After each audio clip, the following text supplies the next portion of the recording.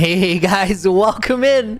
Good morning, good afternoon, good evening, good night.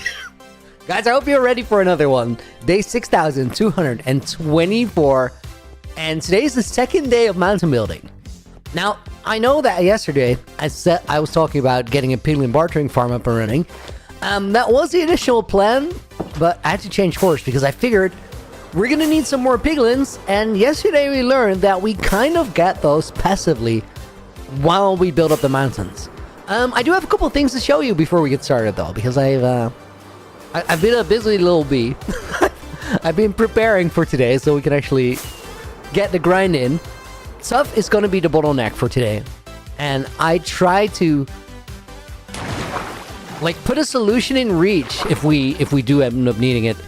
Kaitan, welcome to the stream. YJ, welcome in. Sarah, welcome. Cheech of Sai, the frick, hope you guys are doing good. Anamolo, Ginger Boy, Zalan. I see the strongest noob made it in. Sebastian and Zivit the Legend, welcome to the stream. I don't know why I'm actually going in here. I don't need to be here. Let me check if I have more rockets. Or 12 is all I have to my name, and I left the rest of them in the storage. That is entirely possible. Down where the deep slate is. I'm afraid that's the case. Oh, actually lucky. Actually lucky. Okay, that's good. That's good. Let me leave that in my inventory right now. Professor, welcome in as well. Secret Warrior, Hareku. I see Devang made it in. Supra. Guys, let's start with the beginning. About 2 days ago, I think exactly 2 days ago, we set up this Peel Moss farm here. It's kind of trucking along. It's been doing well. I got some extra bones in case we need to run this, because there is a scenario where some point today we kind of run out of stuff here. Then those are gonna go here. That is all redstone stuff. Let me actually place them one block detached from the rest. This is bucket. I should bring that back somewhere, but that's a direction we're heading anyway, so let's just go there. Streamer Brain Bay Store. Just a randomly flying into the villager area. Maybe. I want to quickly check on supply here. Oh dude, that is stocking up. Nice. We don't talk about the redstone door here.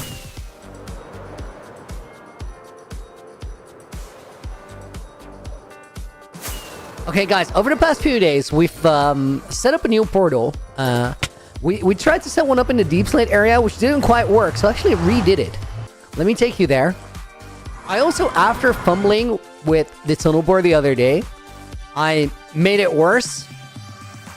And then I decided to just rebuild the whole thing, because it was not worth it to even fix it anymore. Did rebuild it, did fix everything, now it's running well. And I have really good news about it. Remember how the sea lanterns didn't quite work because they blew up?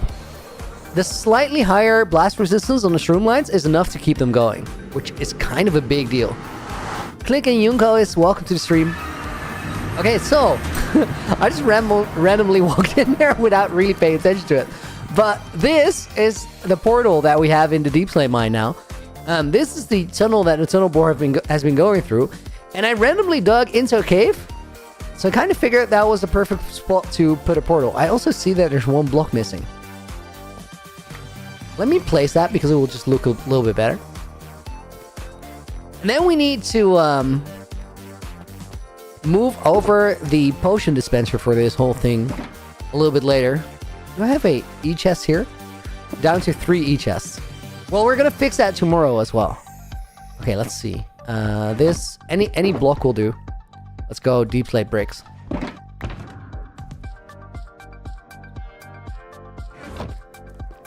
But I wanted to show you guys the easy access to this place. We might end up here later to collect some more stuff. But for now, to the Nether we go. Am I live on Twitch? Click. No, we're streaming on YouTube right now. I do think that in the near future, I'll start multi-streaming, but for now, it's just YouTube. Did I hear about the RTX 1590 melting cables? Dude, that's crazy. I did not. Okay, let's turn the shaders off. And then we sort of pick it up where we left off yesterday, guys. I'm going to wear the golden helmet. We have some some stuff here in a chest. Let me see. This is my drop chest. I'm gonna keep this. I'm gonna need the silk touch hoe. I think everything else can sort of go in there. Water bucket, fire res potion, fire rockets we carry for sure. Sarah, yo, thank you for the 10. Happy Sunday, nerds. Thank you. Right back at you. Nice. Like the stream for the Revoluti. Should definitely do that. We're gonna put Nina and Yuki in the book as bonus names for that.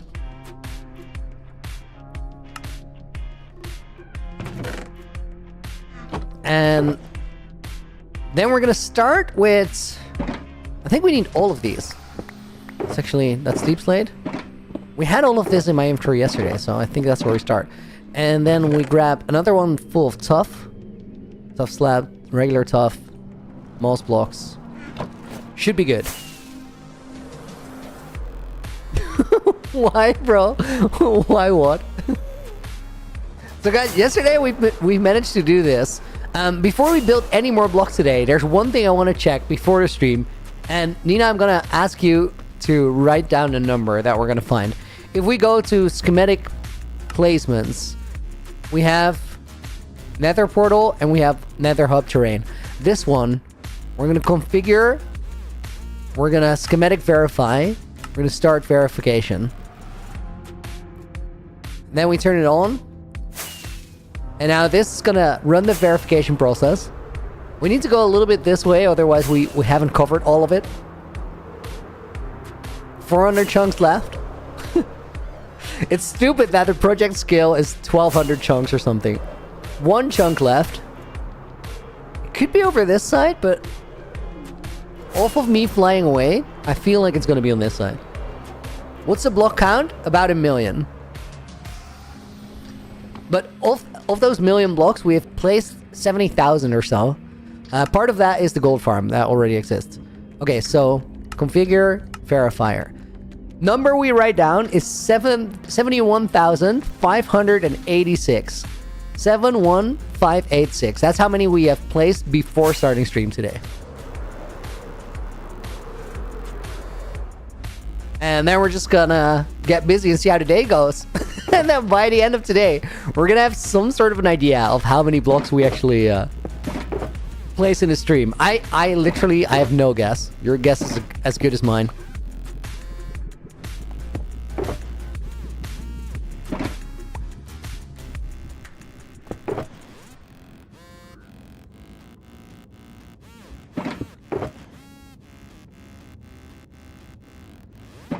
Okay, I think we placed the carpet out.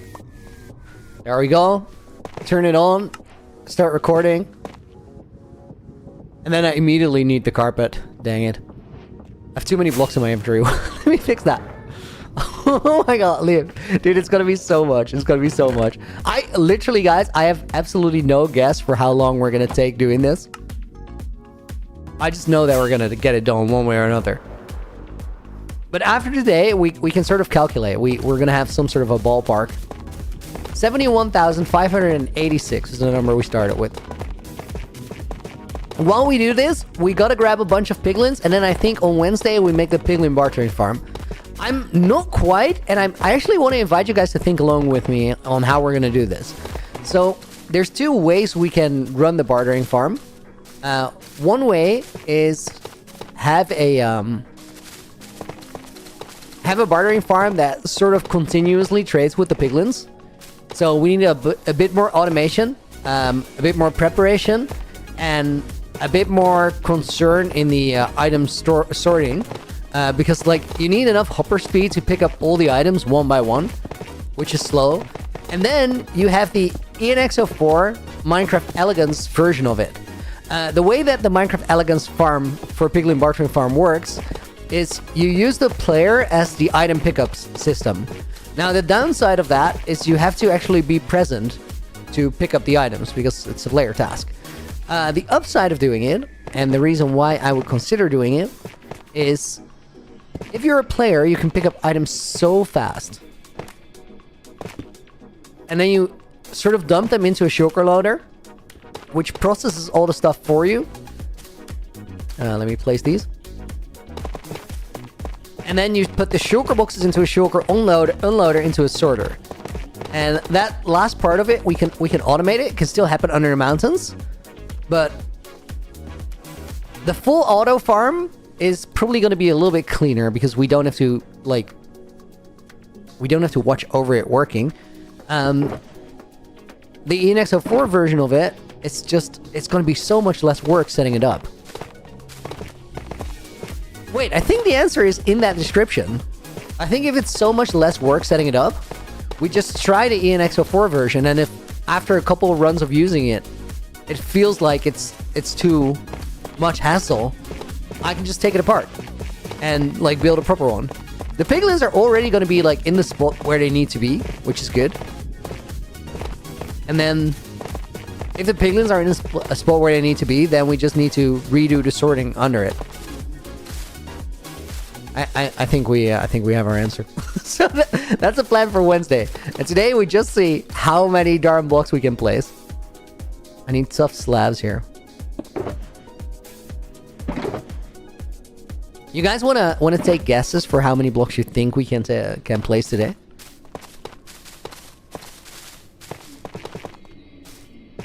Nina's saying 30,000. Is that too much? I don't know. I have no clue. I have no idea like how many blocks we did per basalt stream when we're doing that, and that should be slower than this, I think. Surely, right? Andrew, dude, thank you for the 280. Good morning. All that placing looks tough. I see what you did there. Good morning, dude.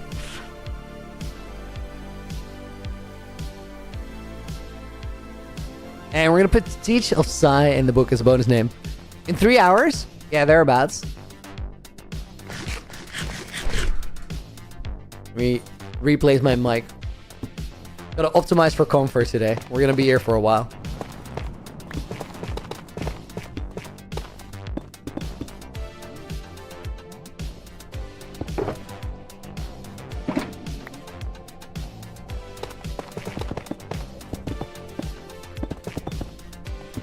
$4,000, 42,729, 40,000, 32,500.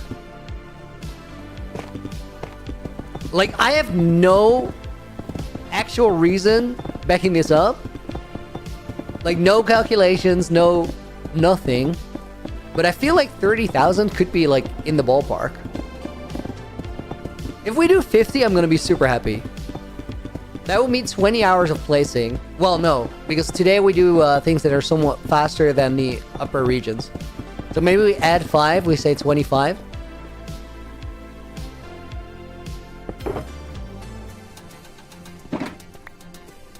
It depends on whether I got distracted or not. In this case, I think it mostly just depends on whether I run out of blocks or not. I think that's the deciding factor for this. Gabriel, welcome to the stream, dude.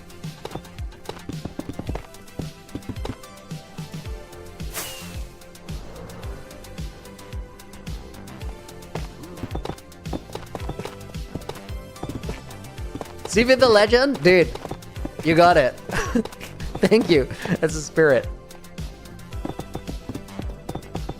So the main idea here, guys, is that if we have a lot of deep slate ready to go. I'm probably like towards out of moss, but getting moss is like really, really simple. I don't think we're gonna place moss here, so let me put the carpets in there temporarily. But deep slate, I have about 60 shulker boxes ready to go. So if we can get into deep slate layers and like build a big section of that, we can keep going for a while. The tough is going to be the bottleneck for the entire project. I do think I have a solution for it, like a viable strat to at least get close. Also, I took a lot of tough blocks out of the design. In the first version of the design, when I counted the blocks, there were about 220,000 tough blocks in there. And I brought it down to less than 60,000. So that's a pretty big difference.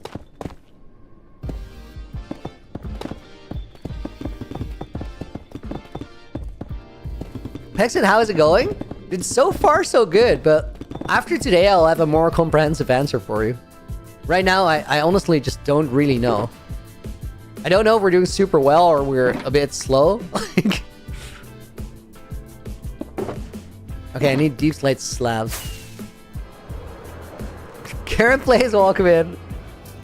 How do you upload schematics from files onto Lightmatica itself? You just gotta put it in the schematics folder in your Minecraft. There's nothing more to it, I believe.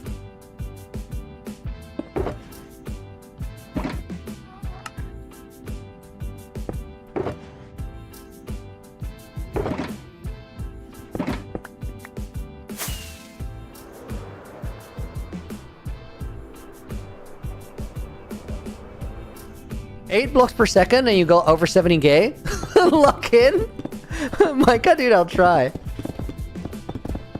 I don't know if we could average like 8 blocks a second though. I think that's well out of reach. But then 4 blocks per second sounds very doable. Like I know I'm getting 8 now, but this is if you have 0 downtime, and I'm in my inventory a fair bit.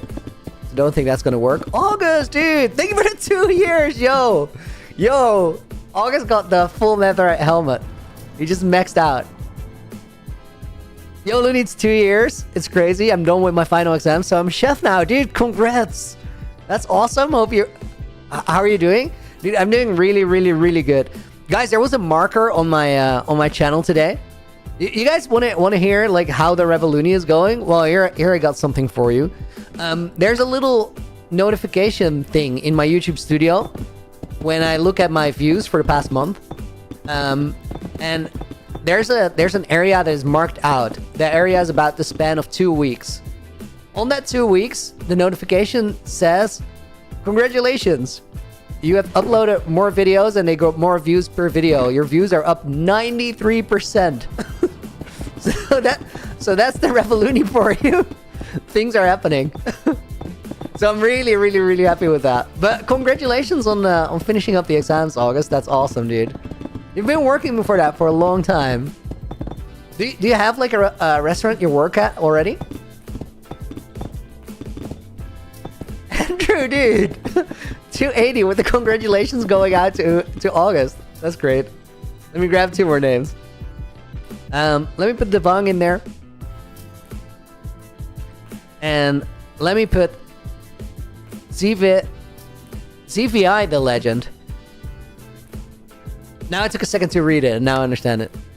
CVI or ZV? How do I pronounce it? Do I like say the letters, or do I form it into a word? Oh, the sound of just deep slate without any tough interfering is kind of what I want to hear. I think I can get rid of a lot of the blocks in my inventory and we'll speed up a little bit.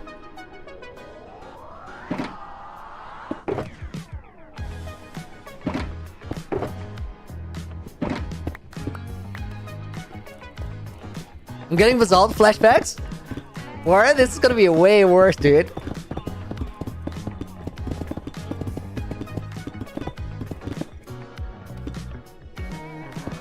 It's pronounced...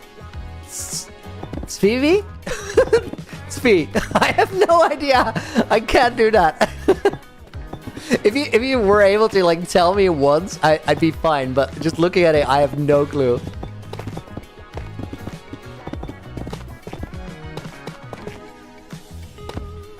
What do I mean with this being worse than the basalt placing? Well, the basalt placing was like... It took a while. It was a lot of work. But this is crazy work. However, when it's done, imagine what it's gonna feel like to fly to the storage. And that's before we actually start building the proper nether hub. That's just with the terrain.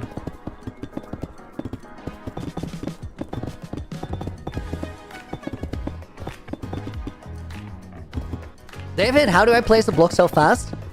With a mod called Axiom. Axiom lets you put holograms of things you've already designed. Or if you would really want to, somebody else has designed, if they made it into a schematic. I do all my design work though. That's I think my favorite part. So then you can fill them in, and there's a setting in that mod in Lightmatica called Easy Place, which lets you aim at the hologram. And if you aim at the hologram and you have the block in your inventory, it will essentially do the work for you. That's how it becomes so fast.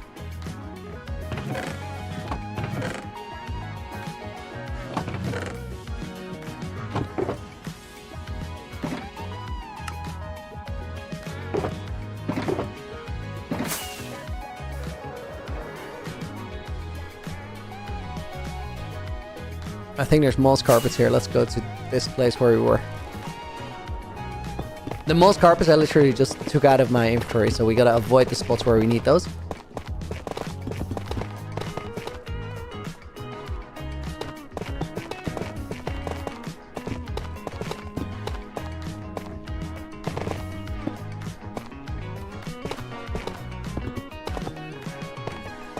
What are orange boxes? Orange boxes are blocks that are the right block in the right place in the wrong state.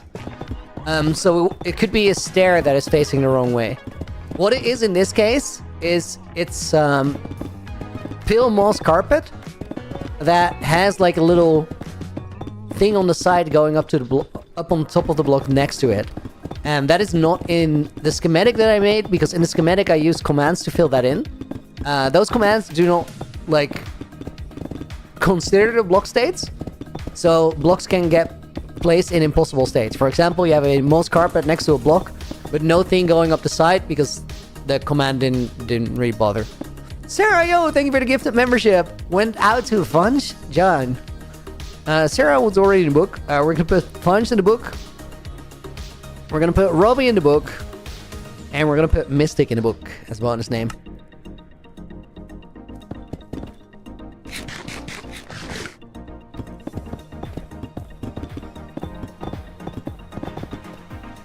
Love the W's in chat. Thank you guys. Sarah truly deserves that. Looney, I think you're going to join Lifesteal SMP. I wouldn't rule it out, but I don't think like it's. Let's say this. I'm not gonna ask this year, and I don't think they're gonna ask me. I do have a lot of friends on Lifesteal, so it does make sense at some point. But I got a bit like I got a little thing of my own to do before it's the right moment in time to even consider that.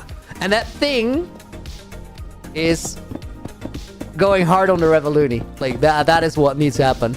But hey, last 2 weeks, views up 93%. That is a really good step in the right direction.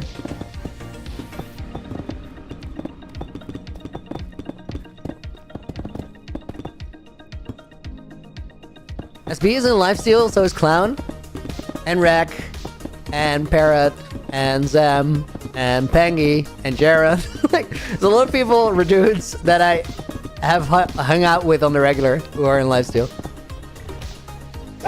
Are the subs going up again? Not quite yet, but we're getting so close.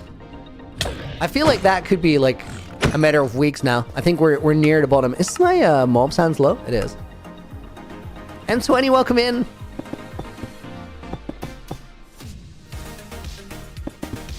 Your vibe kind of goes with some of the members. I think it makes sense. Like, there's a reason people become friends, right? I think, like, maybe, and this is a weird thing to say now, but I think Lifesteal is the most sensible place for me if I were to go on an SMP. That was not always the case. There was a moment in time where I would have gotten absolutely destroyed to the point of unplayability. I think we're past that.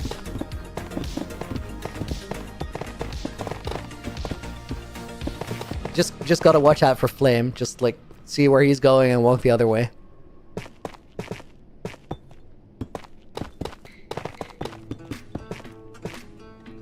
I would not like hate a moment where you're sort of hunted in that scenario. Practice a PvP. I've been practicing a little bit. It's better than it used to be.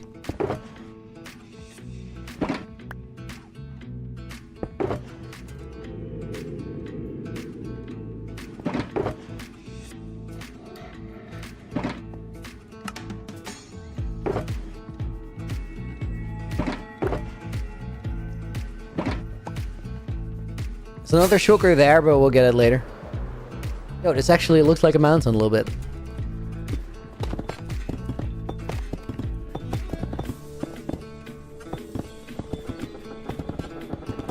Look out for Bacon. Bacon wasn't the best when it came to PvP, right? Did he like improve a lot?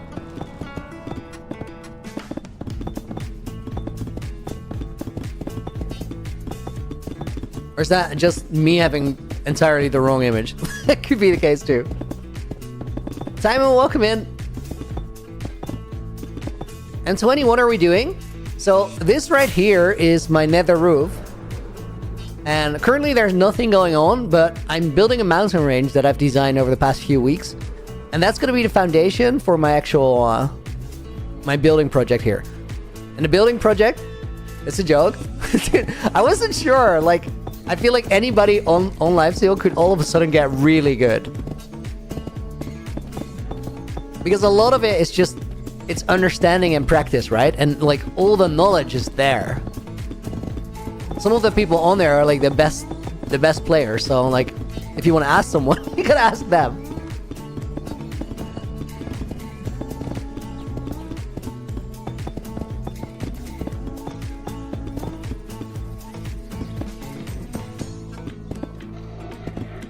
Do I like this Nether Hub better than Season 1? So, I'm not sure, like, if you guys really understood it already from what I'm doing, but to me, we're not building the Nether Hub yet. Well, in Season 1, we started with the Nether Hub, and then we're like, oh, but it looks isolated on the Nether roof, that's not it, we need to build terrain around it. And then the second stage of it was making the terrain. This season, I flipped it around, and I was like, let's start with the terrain, and then we'll build a hub that works in or works with and fits in that terrain. And that's the next step. That's a step we still gotta go ahead and take. So you can't really compare them yet, but if you just look at the terrain, this one is I think miles ahead of the other one. But then there's no actual build, because that's just a gold farm. That's just a thing. Is this going to be the main Nether hub? D-chat? Yeah, I made it so big that basically, like, the entire world, everywhere where I want to go in the overworld, is contained within the area that we're building in. And the area is like, it's large. It's really, really large.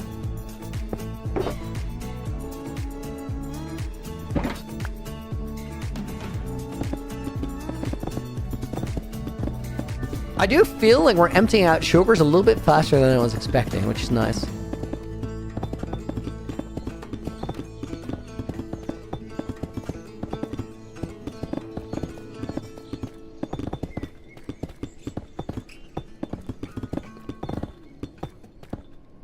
There's a little dip here. We're gonna have to go down and get it. Will I diminish the gold farm? I don't think so. Like, it's sort of made to... so that I can have it be a part of the build. Because it would be a shame to take it down just for the amount of work that it was.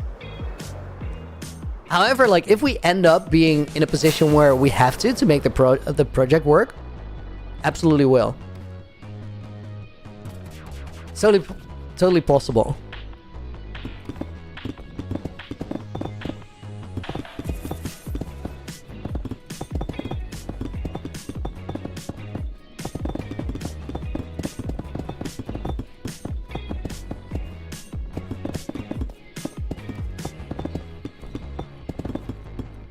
Doing it this way, we're gonna miss some, like, overlapping blocks, but I think it's fine. We'll find it later if there's, like, light coming through. I'll try and just build from the bottom wherever I can. That's definitely gonna be better.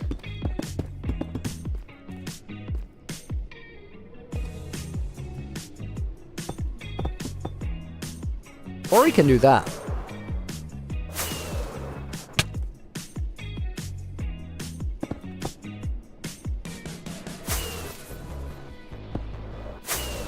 Not like that.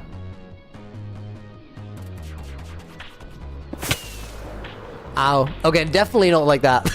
That hurt. That actually hurt.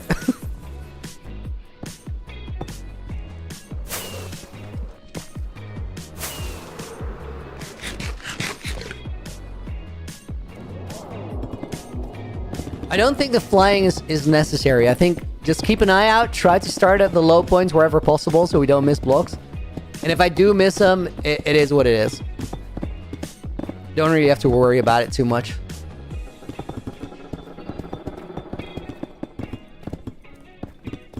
Do I think I can finish this terrain before March? Ian, do you mean before the end of March or before the beginning of March? Because before the beginning of March, never. Before the end of March, I want to believe. I think we could. I really want to. And like, I think there's a couple like smart moves in terms of which blocks I decided to pick and the setup we have to get them. So I think it's possible, but project is designed to be really big, but also like have quick progress. Now, it's the first time doing it on this skill, so I don't actually know if I got it or if I'm fumbling, but we'll see. You're watching Big Bang Theory and stream? That sounds like a lot of sound.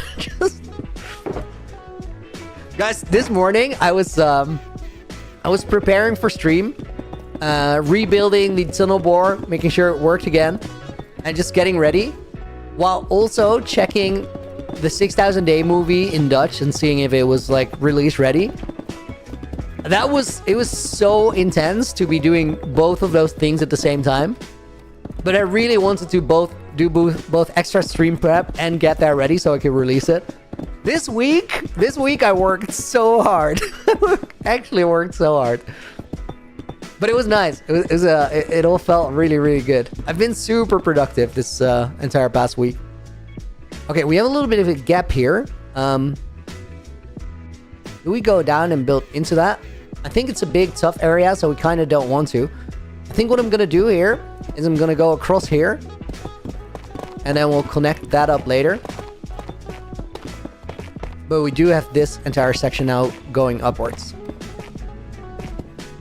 Secret Warrior, see you later. Thanks for dropping by. Playing your hardcore world and watching stream? Svi? I think that's the way to do it.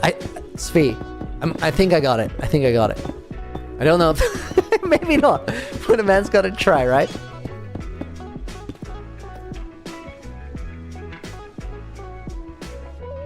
Okay, more slabs. Also, let me actually get some new carrots.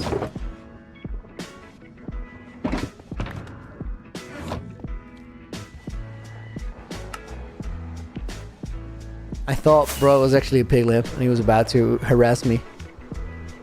Not having that.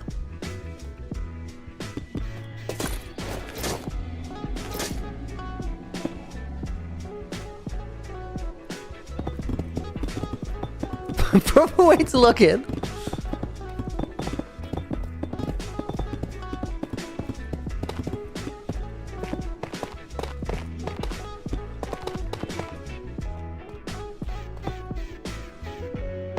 If we can do 50,000 blocks a stream, I'm gonna be so happy.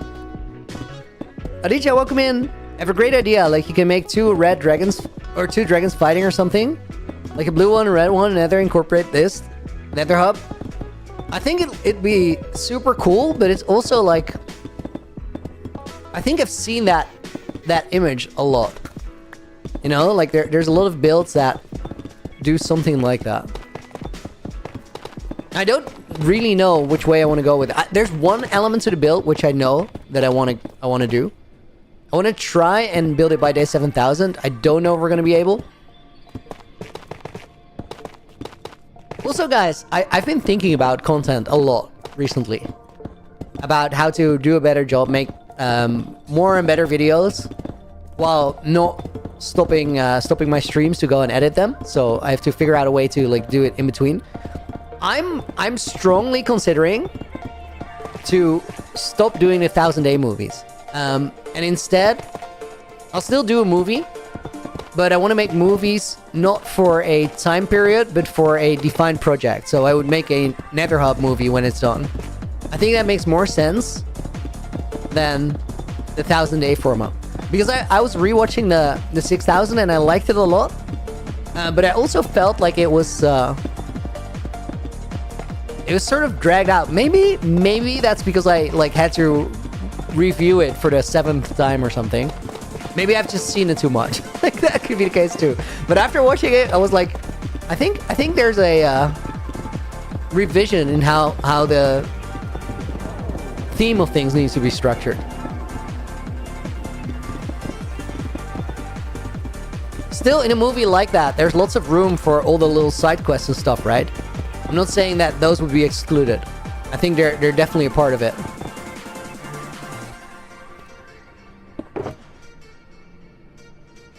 But sort of like the framework for it being this was a period of 1,000 days is super arbitrary. I don't really see any reason why we couldn't format that into something slightly different. You make more money with longer videos. I don't want to worry about the revenue from the videos. I think I'm gonna make better but shorter videos and use them as a way to promote streams, essentially. Because like that's when my things work the best anyway. That was not the driving thought. It was something I realized after, but the season 1 videos were not very long. They were like 20-25 minutes for 1,000 days. But they had something very cool. They told you the story of like a full project in bite size rather than trying to milk it for a longer duration and more ad revenue, which is not like why the movies are the way the movies are. It's more so like it's a meta, right? It was working for a lot of people. I wanted to give it a shot too, so we ended up with longer videos and it did well, but I don't know. I think it could be better. Dariam, dude, thank you for the 3 Lu donation.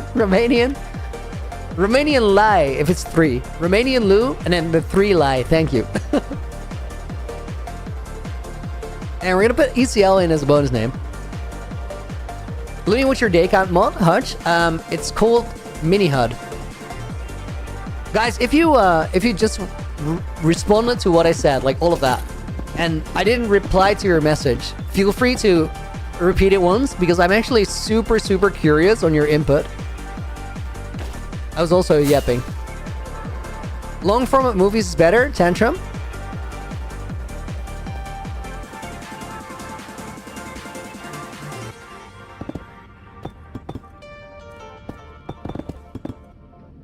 How's the man's cooking? EJ, we're getting up there. We're getting up there. Don't get me wrong, but the 1,000 Day movies are getting kind of repetitive. Preet, I feel the same way. Like this is not. I don't see it as criticism or hating. Like I get where you're coming from.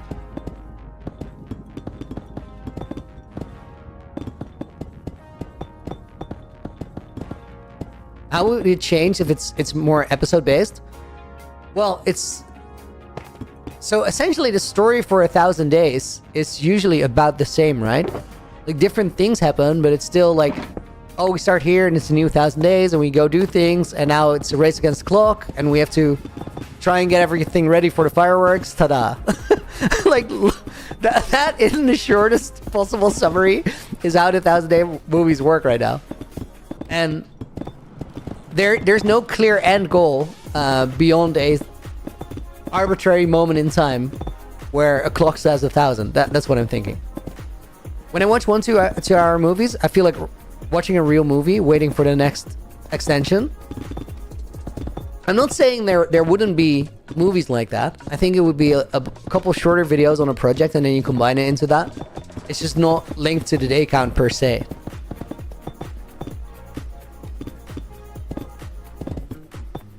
I like the project format regardless of long or short video. Like 1K Day made sense when it was all just the same base, but now there's more projects. I think it was just a way of like sort of segmenting it into episodes of 1,000 Days. But it's also like Infinity Shadow, dude, thank you for the 5 gifted. It was about getting to a moment in time. Hang on. Infinity Shadow goes in the book clearly. We have Boost 2793 who goes in. We have Pimsataya Charushinda. I am absolutely certain 100% that I butchered your name and I apologize for it, but I gave it my best shot. Mick Frogat is gonna go in the book as well. And then we have Taji and Gordon. Guys, congrats on getting the membership gifted. If you want to send a quick thank you to Inferno, or Infinity Shadow, that'd be awesome. Also, Inferno, welcome to the stream. Max Solutions goes into the book as well as a bonus name. Tim and Tay, welcome back as well. I want to see if we missed a bunch here. Oh, Piglin. Let me get a boat.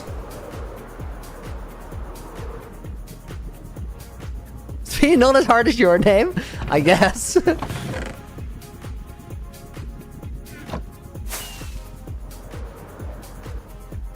Okay, we got one here.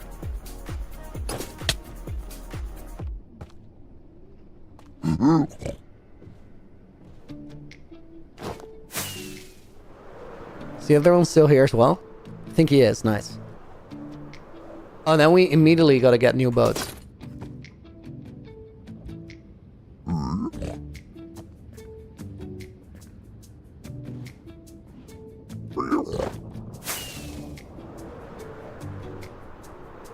Dominic, why catch the piglins in a boat? Because on Wednesday, we need to make a piglin bartering farm.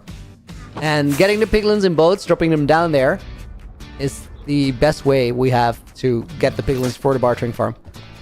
I need to extend. Dude, no. Just no. Not right now. Come on.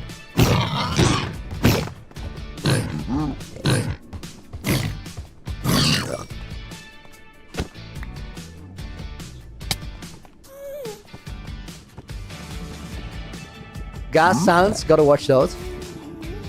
Can you go here? Or all the way to the top, that also works. Wait, there's another way we can do this.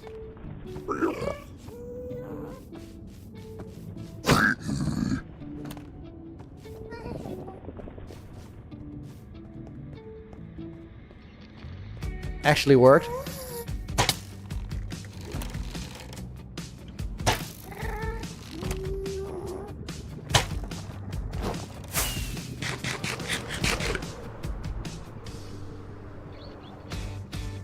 Okay, and back over here.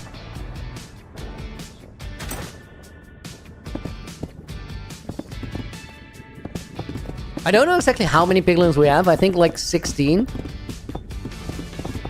I'd like to have like 50.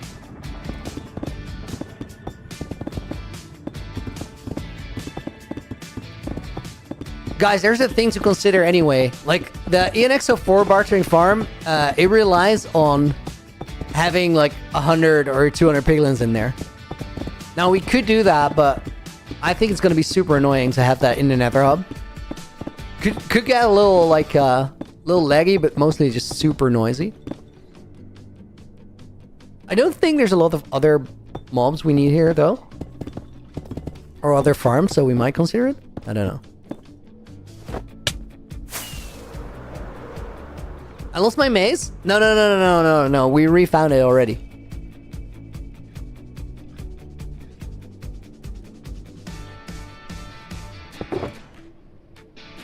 I'm not using it right now. No, I need all my inventory space. I know, it's crazy.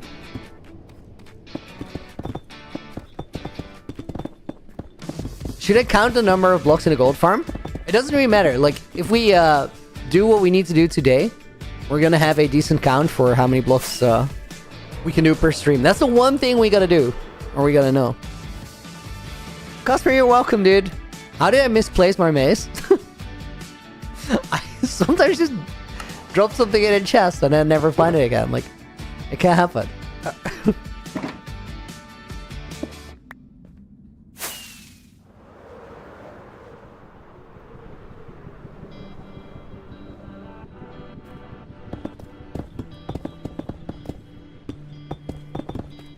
Also, like, we're never gonna get a good number on how many blocks we can do per stream. Because this is the amount of blocks that we can do if we go pretty vertical. If we go flat and do moss and moss carpets, I think we could get way more done. Guys! Wait, I actually have a really decent idea. Since we can build from the bottom up, but we can also build up into sections that are already made on a higher level, the order of blocks that we place doesn't really matter. We don't have to go bottom up. Like, surely we have to go bottom up, right? But we don't have to, like, start with the very base layers. So maybe I just do all the moss last. And then the chance of ruining everything is significantly decreased. Also, it gives me more time to collect the stuff. I think this is actually a great idea. It's gonna make the flow of things a little weird though, but I don't really care about that as much.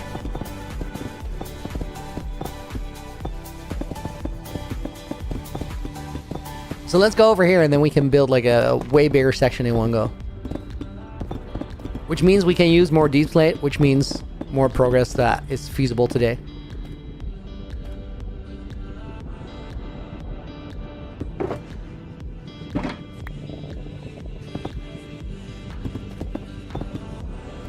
What is wrong with the moss?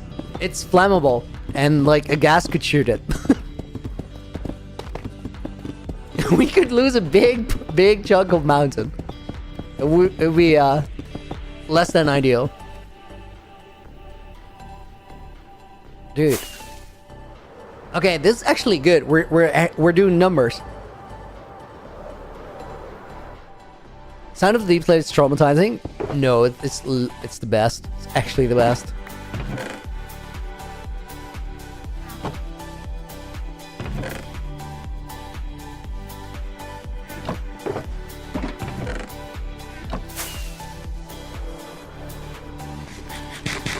Is it not possible to replace the moss with other blocks?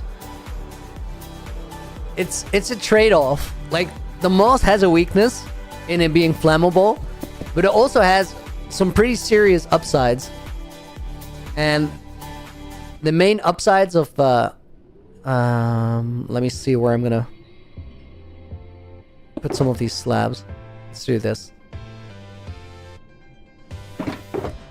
The main upside of using the moss is that or the main upsides, multiple, or plural, is that it's really, really easy to get loads of, and I like the color. Those are both good reasons to use it.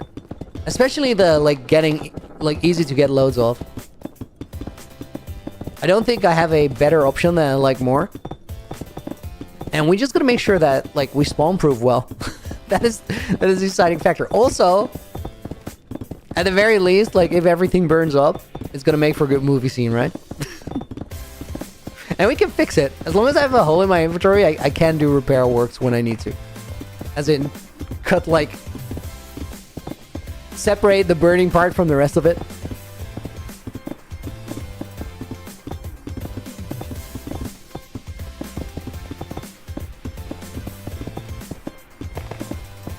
It's like the water disaster, but then this one has a better chance of being fixed. Like, water spreads way faster than fire. Still, it could be bad. I won't lie. It could be bad.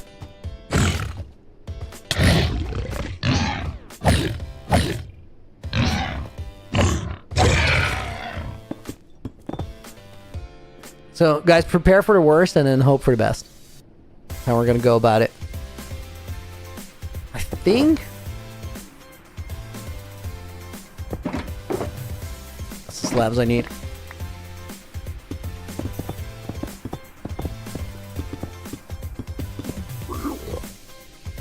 Guys, I have a better idea for the piglins.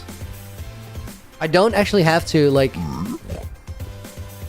drop them down there. We can just get them in a boat. Dude, you're supposed to be in a boat right now. Like, this is... Bro's hacking. We can leave him here on the boat and just pick him up with a lead later.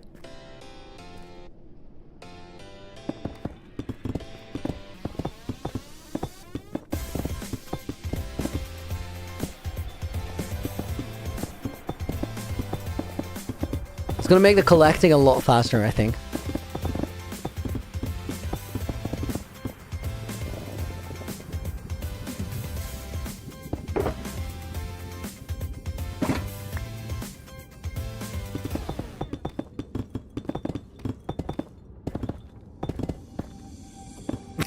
Hi everybody, nice to see you all. What the heck? Guys, wait, let me check this. Oh my god. Guys, I'm in chat. That's not supposed to happen. That is a mistake.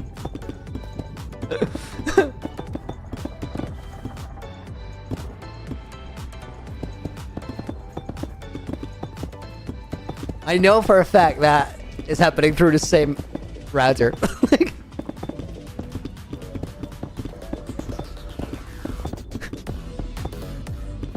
chat and on stream, yes. Oh, guys, quick request. I noticed, like, please, if you speak English, not Dutch, do not subscribe to that Dutch channel, please, because it messes up the algorithm and it makes it harder for it to find the Dutch viewers that it needs to find. So please don't do that. Rico, welcome to the stream.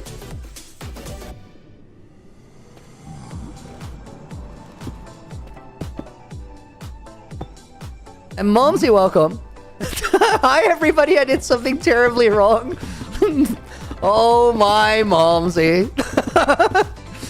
Oh, my God. The fumble. Momsy out here fumbling live on stream. Momsy, no.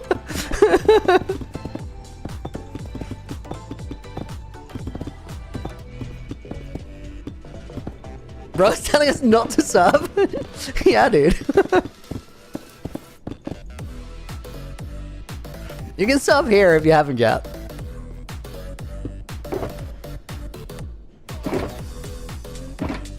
Oh, I need more slabs.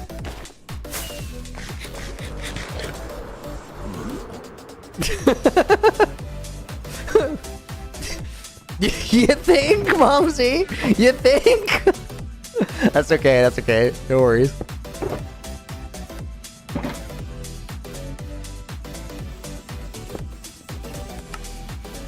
I'm gonna make some more slabs before we start building.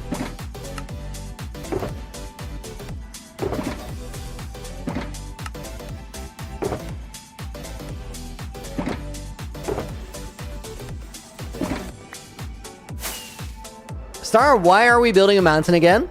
It's terrain for my Nether hub project. So, essentially, same reason. Oh, there's Pill Monster. We don't have that in my inventory right now. Same reason as always, to make things look good long term.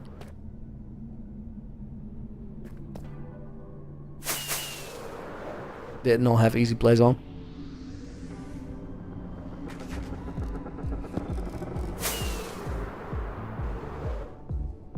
That all could have been so much easier.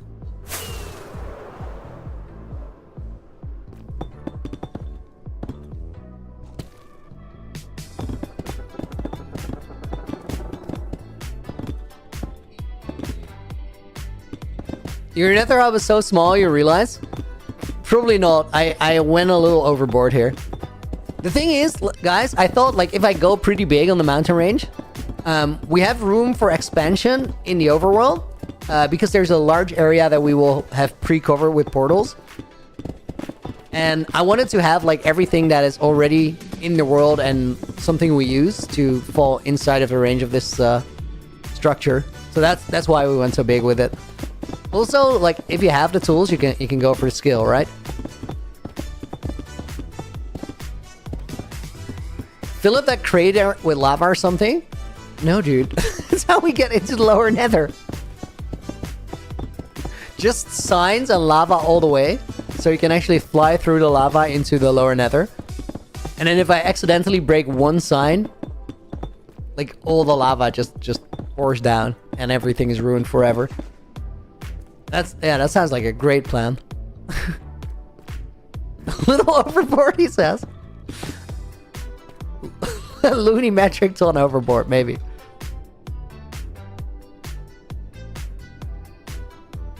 Wait, where's that? Did I not pick up the tough shulker?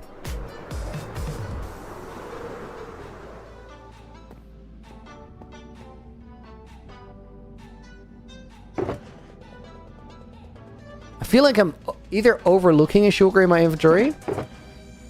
Oh, there it is. Dude. It was camouflage.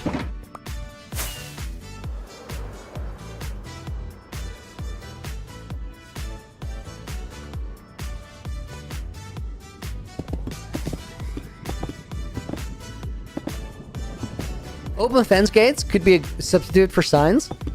True, but then if you accidentally close them, like, you can fly into them and die, which is also not ideal. No, I don't think I want to have lava in the middle. I think it's really cool that we can actually see through there into lower Nether. Can we get Monty in the book if not already? Andrew, absolutely, dude.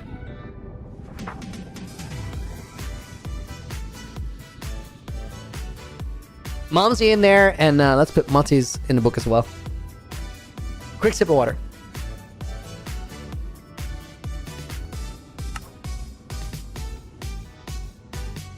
Yo, that's actually a good picture backstory. I like that. If that is anything to go by, she's gonna be really, really good at Minecraft. Those blocks got me a long way.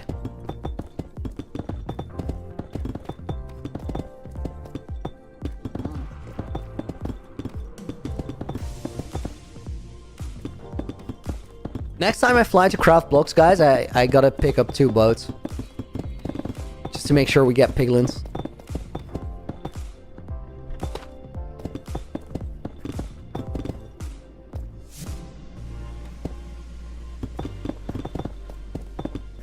Did I say really, really? That's actually fair to call me out on that. Okay, if that is anything to go by, she might be moderately average at Minecraft. Something like that. Is that better?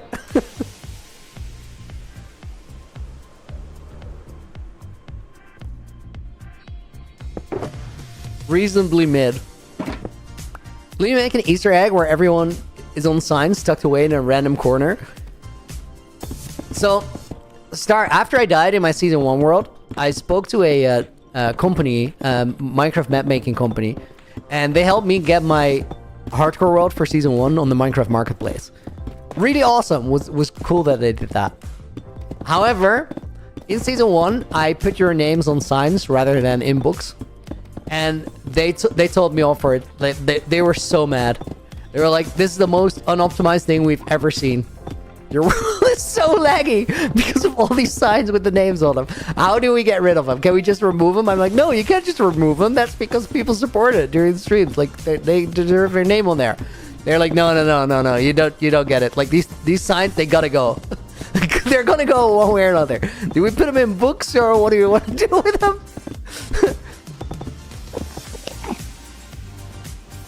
Mr. Enderman, please move over.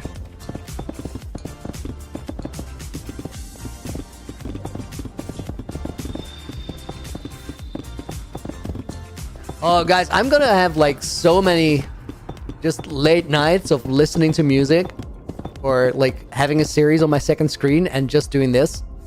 I can already tell. Because like we're making progress, but I'm not gonna say that it's going really fast because like it's not.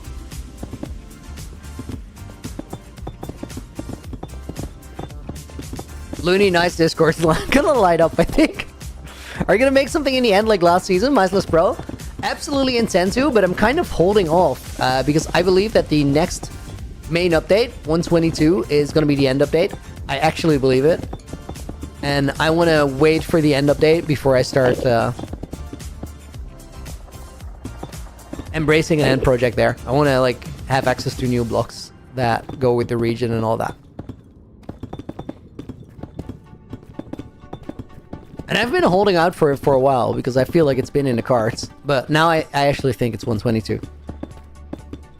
Mendel, welcome in, dude. Good to see you. I'm doing good. I'm doing good. I've done... I was just saying before stream, guys, I've had a super productive week. I've been really, really crushing it. I've been locked in. And the Revolution is taking shape. Over the past 2 weeks, views are up by 93%. And that is the start of something very real.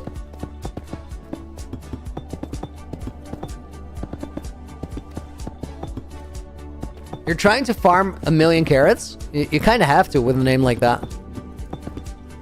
How's it going for you?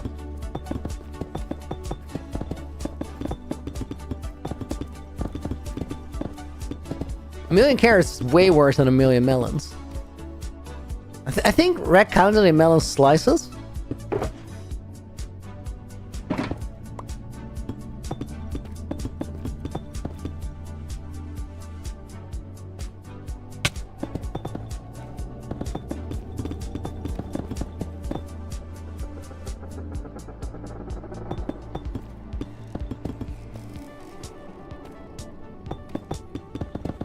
Oh, that is low-key so satisfying. Jumping down onto a lower spot and then clutching on a block that doesn't really exist yet.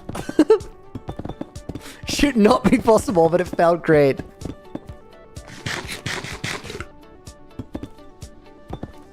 You still need 990,000, so you farm 10k carrots.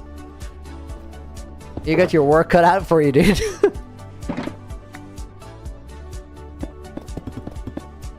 Guys, I think I gotta put some of these tough blocks away because I have too many in my inventory. It's slowing me down. For lack of inventory space to put deep slate in.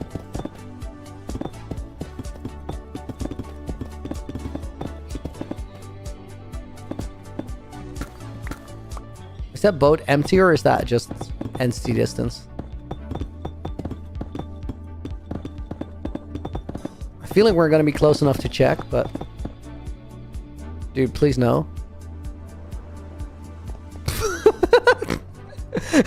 That is amazing, but why is this one gone? The rainbow name will prevail, just like Revoluni. Dude. Just don't get your hopes up too high. What if I never end up doing it?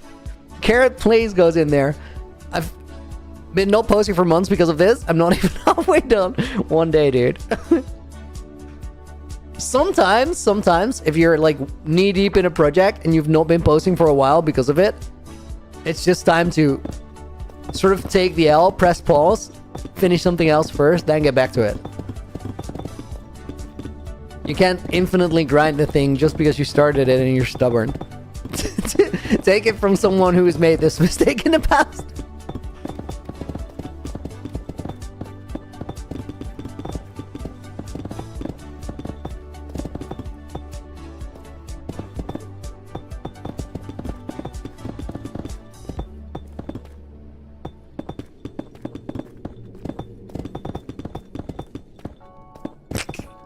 Sylvian, welcome. Oh, did I not put Mendel in? Dude. I actually didn't. So sorry. Mendel goes in and Aaron goes in as an extra bonus name to make up for my past transgressions.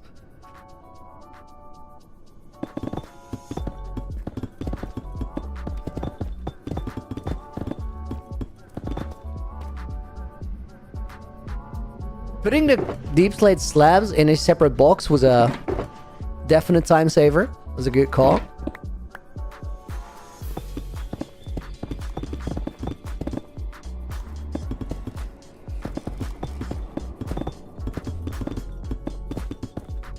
Yo, AJ, welcome in.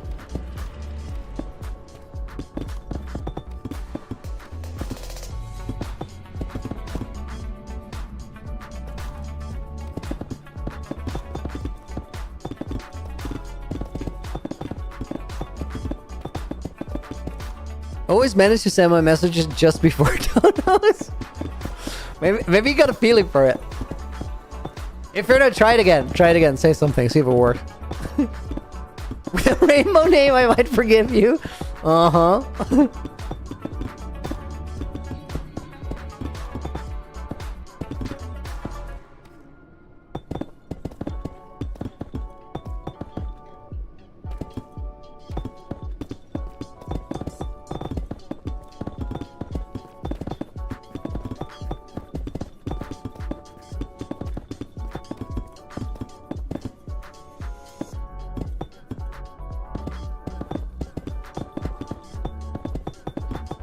I'm actually locked in now.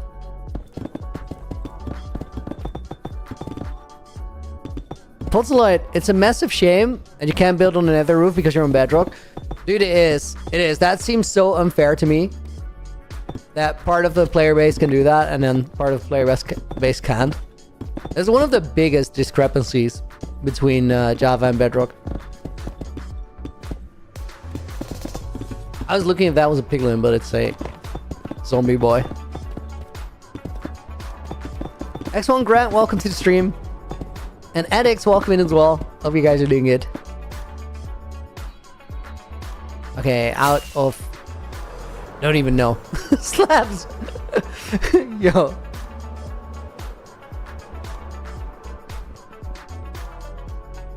farms on Bedrock are so trash too. Are they worse? Like, actually worse? I know that the mechanics are different, but like, are they actually worse, or is it like one farm will be better on? I know that you can zero tick kelp and stuff like that. That's kind of correct.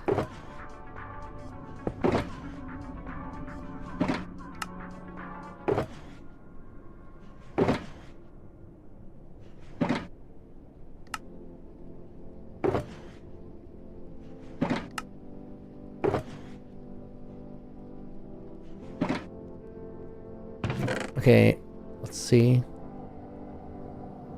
Let me put the pale moss back. I got an extra shulker that I don't need. Tough slabs I feel like I should hold on to.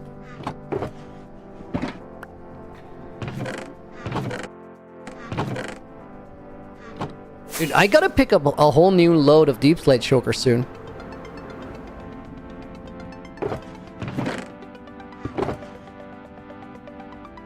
Actually doing things.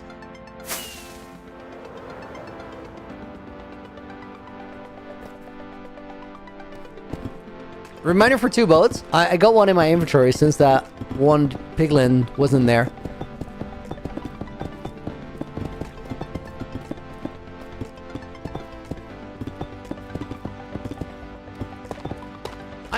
I'm low-key considering, guys. Do we go for the ENX04 piglin bartering farm? It's called farm twice because it is a method to get the piglins for it.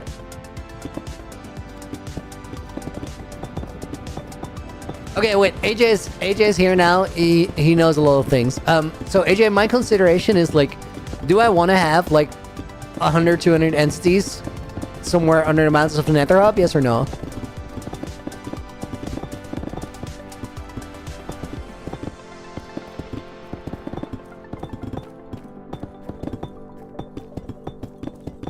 Yo, okay, wait, guys. Maybe we just do it, and then even if it's like not playable, we just use the farm and then we remove it because like it's an ENX04 farm, so it's like you probably need it for 2 hours. You have enough for a lifetime.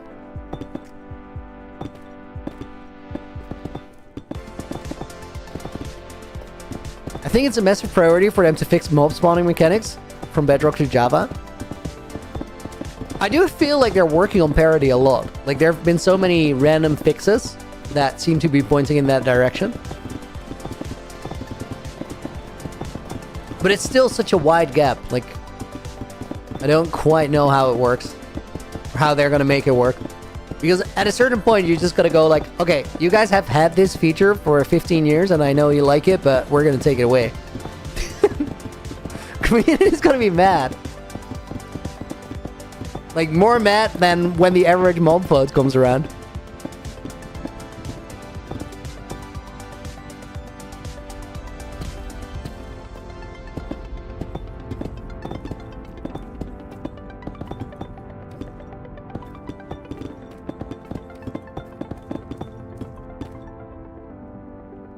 No, this is what I'm saying, AJ. I know that there's like key differences between how things work, but like it looks like on a company level they want parity. So then eventually you get to the point where they're gonna have to say, okay, the gap has been narrowed down enough to where we decide now that it's gonna be parity. We're essentially gonna go to one version, and then you're gonna have to tell both sides of the community, like, this feature that you always used, it's now gone. I don't see how they're gonna do that. Like, I know that like, if it was straight up a Microsoft decision, they go like, we don't care about these farms they use. Just like, they can make new farms, right? Now I don't think that's how Mojang is in the game, so we'll have to see over time, I guess. An official 4-day streak. Kelvin, you don't have to add the unofficial. Like, you're the one keeping track, so I'm gonna take your word for it. 4-day streak, GG's. Casually watching a man building a mountain while doing the SAT questions. It's doing 5 hours. Life isn't neat, wonderful, Storm. Yo, lock in. Even more than I. You need to look in. Good luck. You got this. You got this. I believe.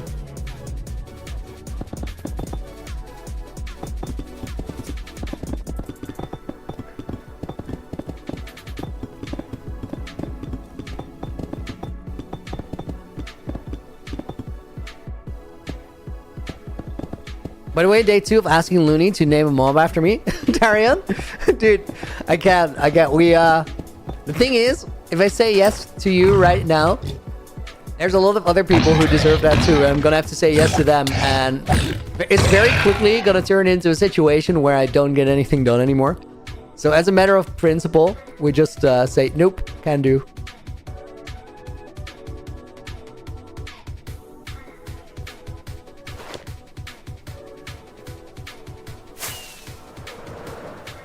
I think we continue here.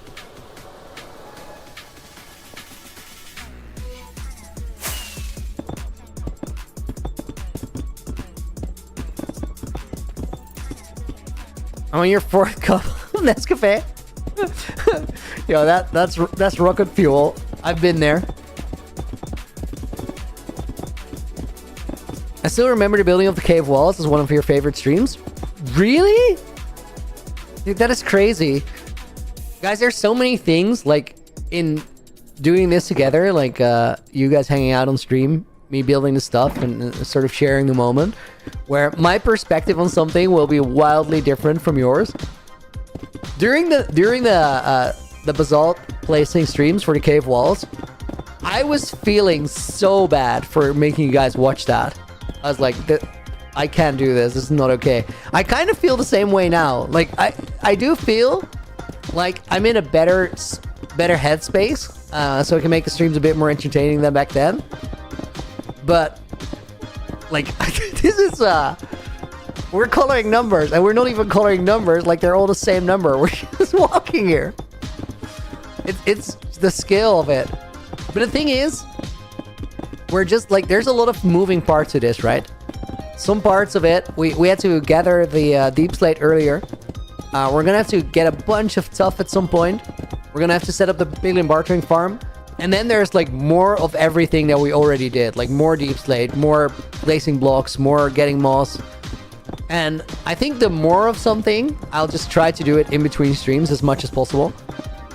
And then all the things we gotta do together will, like, there's not enough time to do all the more of things, if you guys catch my drift. So the way we fix it is just by sort of rotating. So we'll do some gathering, then we'll do another stream that is exactly like this one. The reason we're going to go for this today is, A, I wanted to get more piglins today. Although I think we're going to go for the ENXO4 solution now, so that might not apply anymore, which is that's actually a good thing.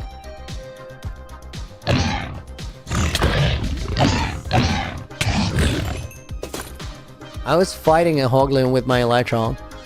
I realized it after the first hit. I was like, that's fine, doesn't really matter.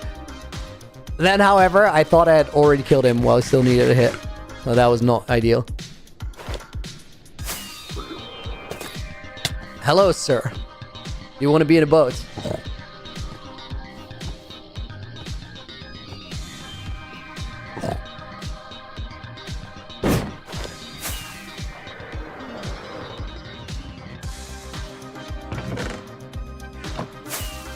I can't believe that I landed a piglin in a boat on top of a piglin in a boat without even noticing it.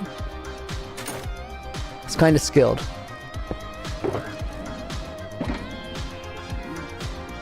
Okay, he's mad. Interesting.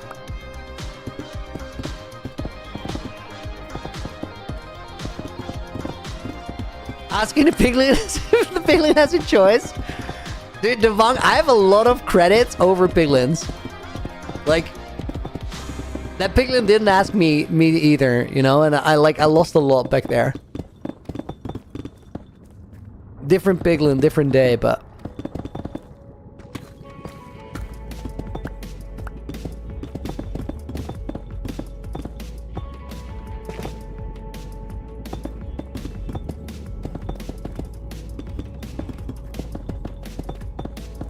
name the hoglin? No. Not a shot. The other reason I want to do this today, guys, is I wanted to get a rough number for how many blocks we do in a stream.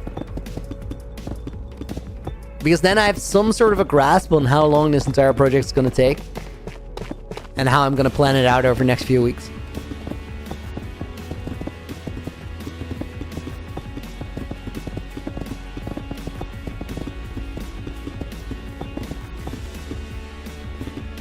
I did do a crime by not wearing a golden helmet. I mean, a crime? It was offensive to him, yes. I don't think any actual crimes were committed.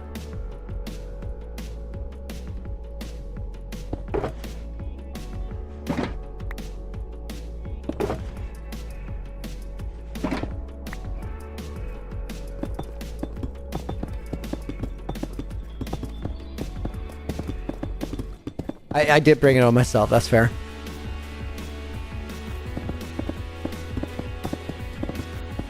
Mickey, lunar piglins and zombified piglins can spawn at light level 11 or lower.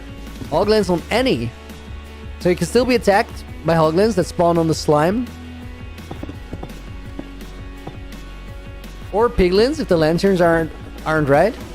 No, the lanterns are right. But Mickey, can a hoglin spawn on a 1x1 block? Or does it need like a bigger spawning space?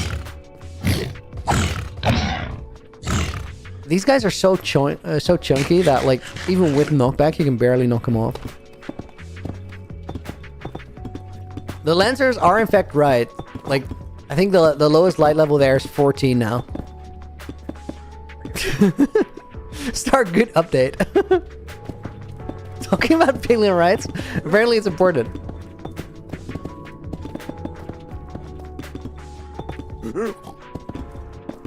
Everything looks so much smaller in the Axiom menu. Oh, you mean the build? Yeah, it's actually crazy, guys. Like when you're designing things in Axiom versus when you see them up close when you're in survival, it changes a lot. The reason it changes so much is both because of how close or far away you are, but also because you can tweak the movement speed in Axiom. And if you tweak the movement speed, and it only takes you a second to go from one side of the build to the other side, it feels a lot smaller. But when the movement speed is just survival rates, then all of a sudden it hits way different.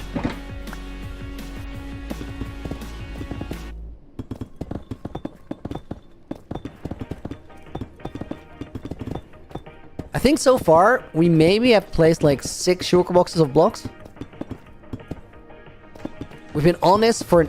Oh my god, we've been on this for 80 minutes? How does time go so fast? Dude, I felt like under half an hour. That is crazy. That is so far off. Do you guys hear in my voice how surprised I was by that? That did not check out with my sense of reality there. Wow. I'm having fun? True. Maybe it's because of the grindy tasks that it happens like that. I don't know. If 6 shulker boxes, the number of blocks that we're placing is way lower than what you guys were guessing. So we gotta hope that it's more than that.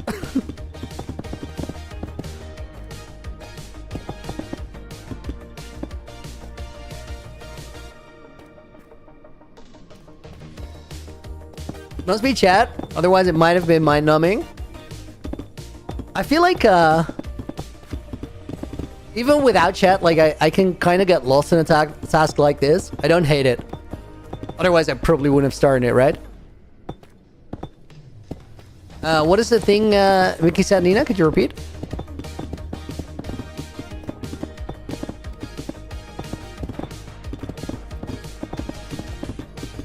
Okay, so hoglins can spawn on there as long as the blocks around are not higher than... Yeah, I don't think there's room. I don't think there's room.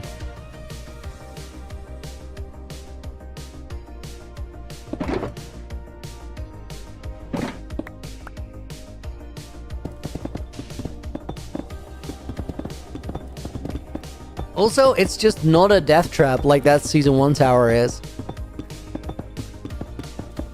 Because, like, the way that I would run into something there is flying in from, like, outside of the Nether hub. Now, the chance of it spawning there is really slim, because there's a massive gold farm right next to it that is going to attract way more spawns. And then even if something does spawn in there, which can only be the case if I fly in, not when I go through the portal, I can still just run around. Like, there's lots of places I can go there. So I don't think... If I go in from the top through the portal, I'm already on my way out. That portal area itself... You're saying all glens on any light? That's not a Crimson Forest, though, either. That is a very important distinction, Mickey. You're talking about Crimson Forest spawn rates. Or spawning opportunities, but it's not a Crimson Forest. It's Nether Waste in there. So then we only have the zombified piglins to worry about, and those can spawn on a light level above 11.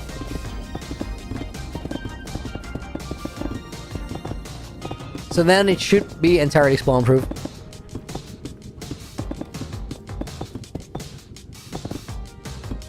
No, the Crimson Forest starts around here.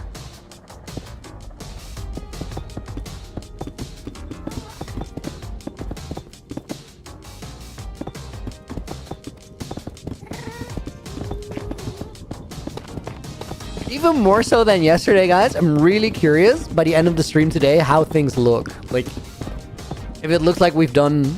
Because, like, we're going to be 5 hours of work into it by the time we finish up today. I gotta go and get some more deep slate. You think the sun is fake? Interesting, interesting assumption. Mateo, I do. Welcome back. Hope you're doing good.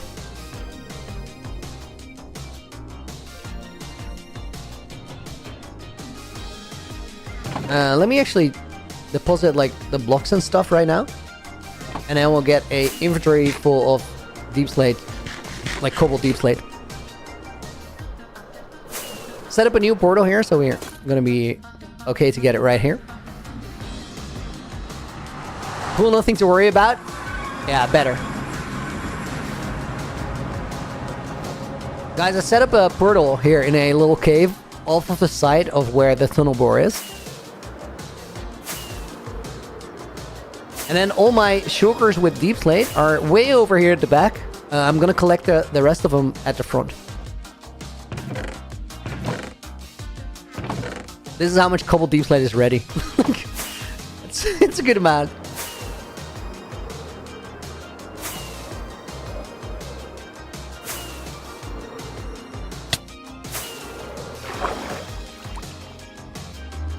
Guys, don't you agree that these portals are like a massive upgrade from just using regular nether portals? Oh my god. That creeper though. Dude, no. I might have to light up above there, but...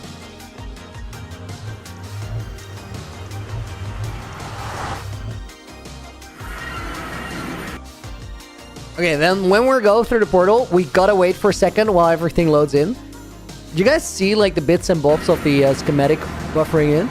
This looks so wild. What the heck?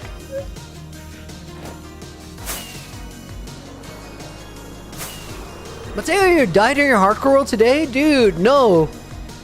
How long did you have it for? Let me put the boxes here because working from here is faster.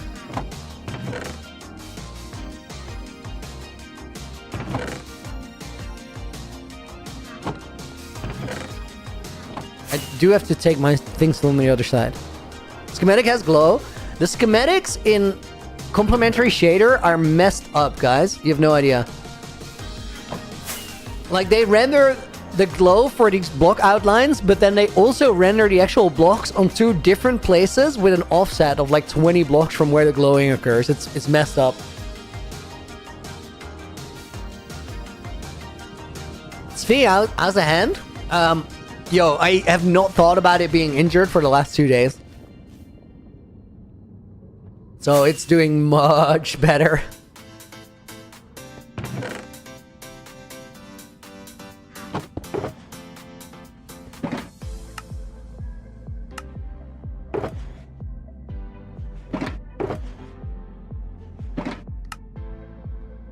That's a big sign, like, if you haven't thought about it being injured. I even forgot to put on the wrist brace today, so I think I actually don't need it anymore.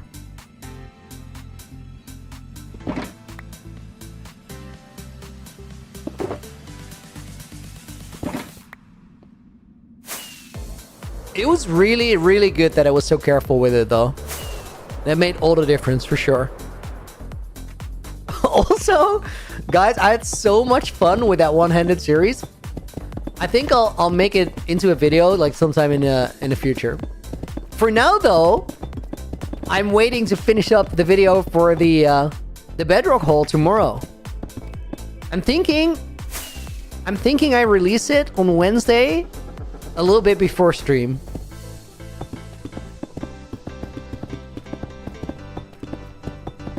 And I'm doing the remainder of the editing tomorrow.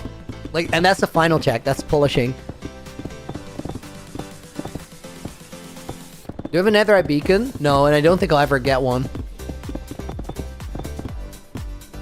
I just can't imagine what would prompt me to do it.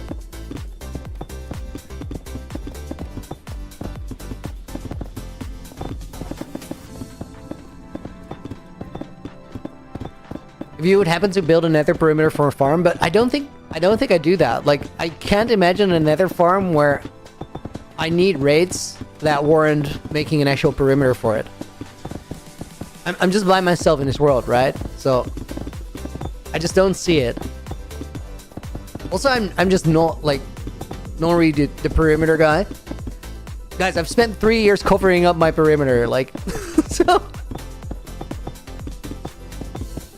that's how badly I wanted to not have a perimeter.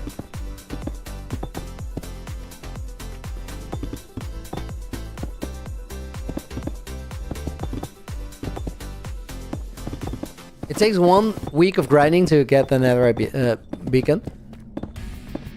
Guys, what we could do at some point, if you guys want it, just to shut up everybody who ever asked a question, we could, like, okay, here's the thing. The only two reasons to get a netherite beacon are these: for bragging rights, or because you have no idea what to do with your time and what to build. Like, those are the two motivations to get it. Now, I don't care about the bragging rights at all, because I don't think it's a bragging right kind of thing. You just did a really repetitive thing for no reason whatsoever. I do think, like, props for whoever does it, because it's still a lot of work, right? But maybe we could allocate 1 stream week to it and just do the POFA method, where we only fly through the nether under the lava with a texture pack, so we can spot them easy. And then, like, from that point, I don't even want to make a video about it. I don't want to mention it. I just want to be able, when somebody asks, Looney, do you have a netherite beacon? You should get a netherite beacon, just to say yes, and then just move on to the next topic. I think that would be worth it. If you guys reckon that's worth it, then I'd be down to do it, but only for that motivation.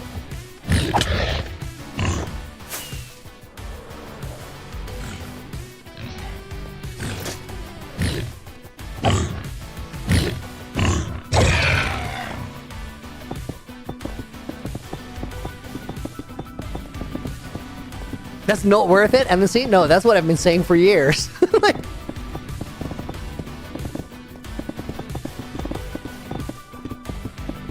I love it that everybody just went, no, you shouldn't do it. That you guys have been telling me to get a netherite beacon, like, all the time, and I just say, no, it's stupid, we don't do it. And then because you keep telling it, I say, like, okay, guys, we could do it under this set of circumstances, and it'd be super easy. And now you guys go, like, no, it's a waste of time. That's what I've been saying for, like, 5 years. Rather see cool builds? Yeah, me too. You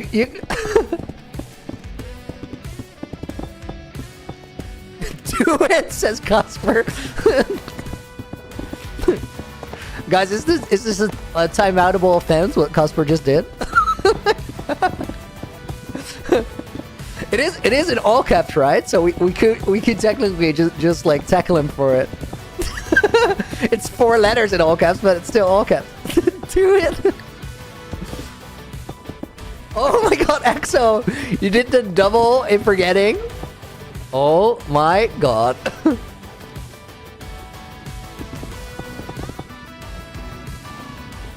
We should go there.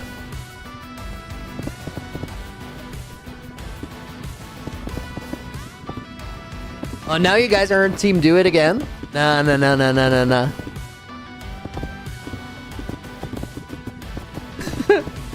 Now you're just saying things to make the streamer have a bad time. I've seen that behavior before. I know how it works.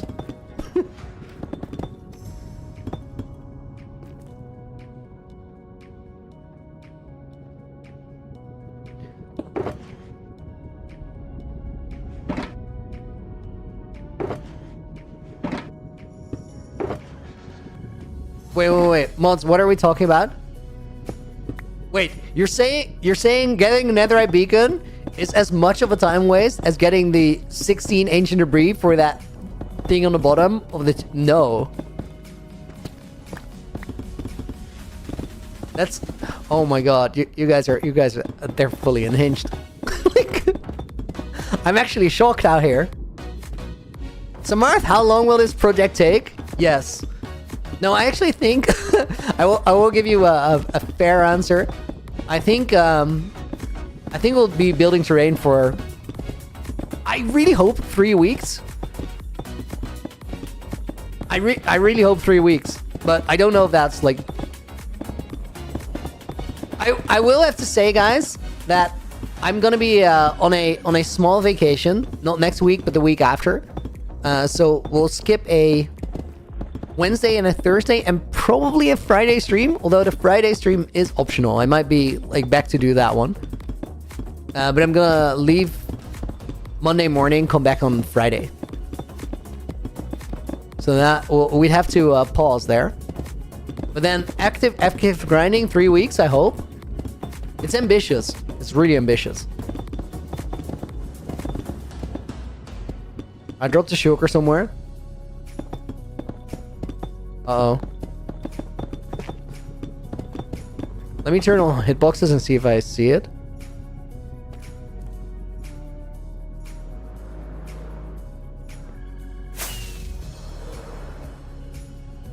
It looks like it might be a goner.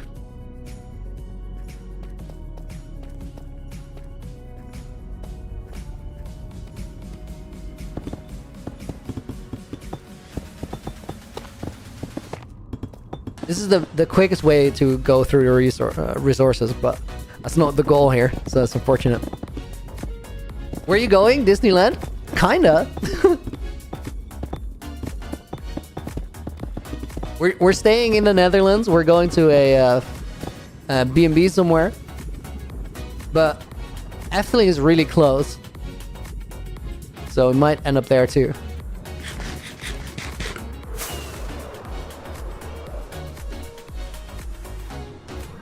Drop the slab choker. Apparently so, but it might be gone. No, I didn't. It's right here.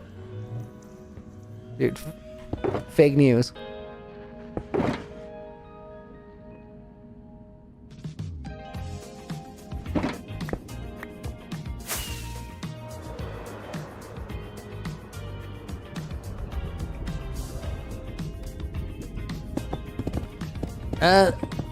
Nina's asking how off her voice sounds.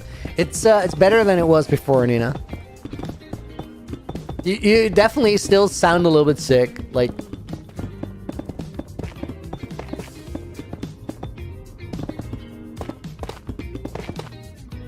Looney lied? Did I now? About what? Turn up entity distance. No. I was misinformed. You guys were saying I lost the shulker. I was like, I don't think so.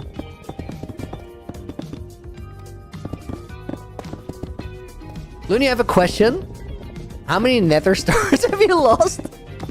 Dude, I don't know how to track this, but it's definitely well into the double digits. I think more than 10, less than 20. But more than 10 nether stars is kind of a lot.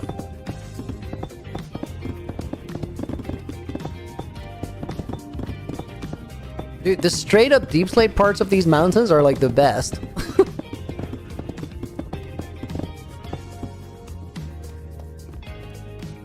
Not in triple digits? No, I just haven't fought that many withers, but...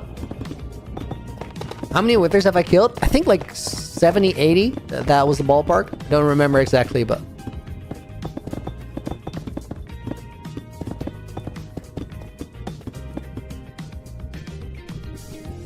Why do I still have hitboxes on? That's annoying.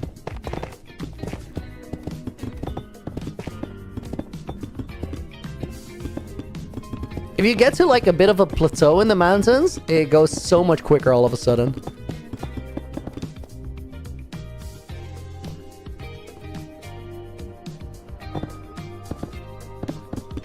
Also these parts.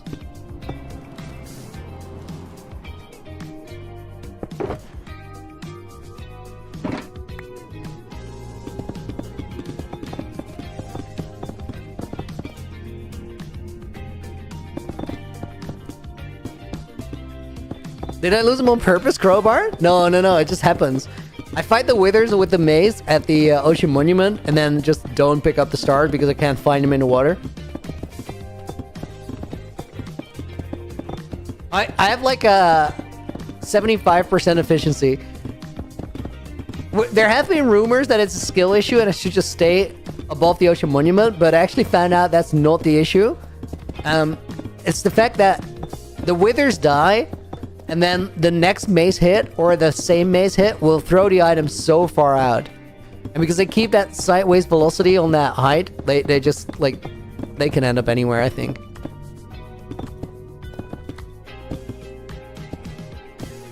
One netherite beacon for the overworld and one for the nether? Dude, no!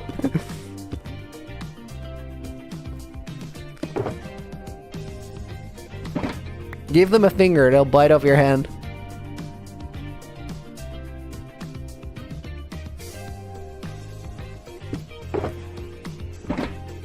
Chew it off right up until the elbow. Guys, has anybody seen the Moist Critical Penguin Zero upload? The saying goodbye? This is one of my favorite videos that I've seen in a while. Nina just said, is he gone? The answer to that question is nobody actually knows. He made a video saying goodbye. And it starts out with an introduction, and then there's like a recap of a lot of things that happened. And Charlie says, "Don't be sad it ended. Be glad that season 2 is gonna be way better." And then they introduce T-Pain as the new Charlie for season 2. It's all very weird and very confusing. I would absolutely go and watch it. It's a trip. I will say this, you will know nothing more after watching the video than you know right now. It does not answer any questions whatsoever.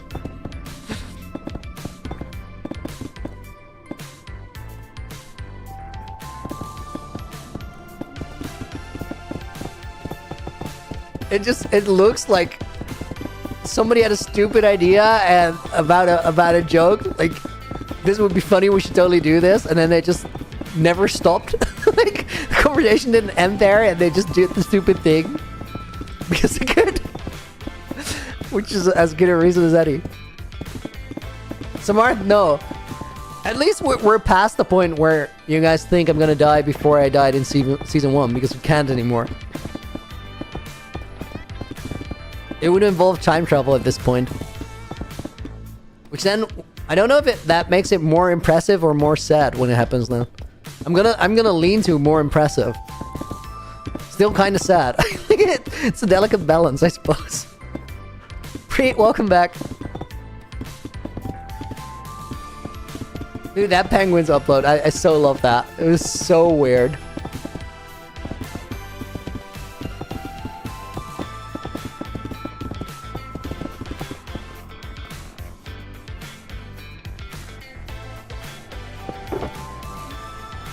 Am I out of slams?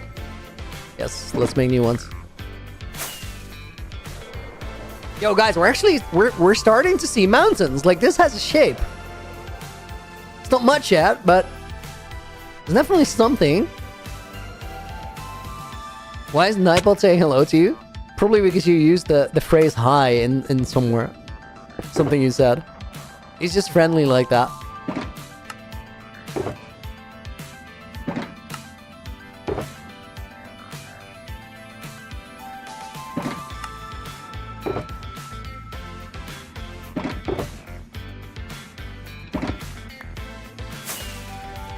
Do I know Linksy in person or just as a YouTuber? We've never met, but we've called and hang out before. I think Link's awesome. It's been a long time since I talked to him, but he's a great dude.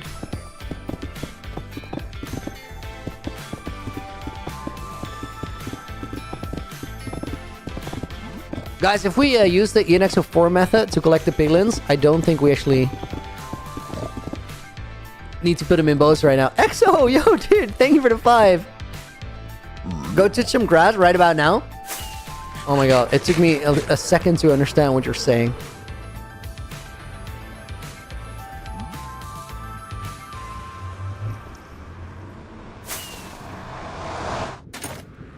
Wait, there's a hoglin in a boat? I didn't even know that could happen.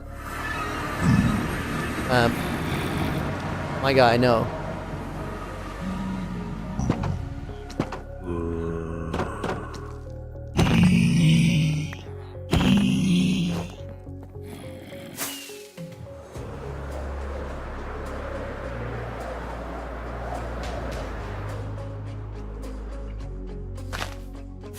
There, grass percent.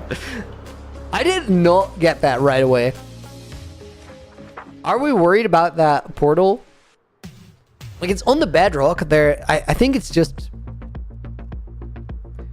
piglins that spawned in there. Blue Eagle 3AA4 is gonna go. I don't really think there's anything to do about that. Like, the one thing I can do about it is remove the fence gates here. But, like, that's problematic.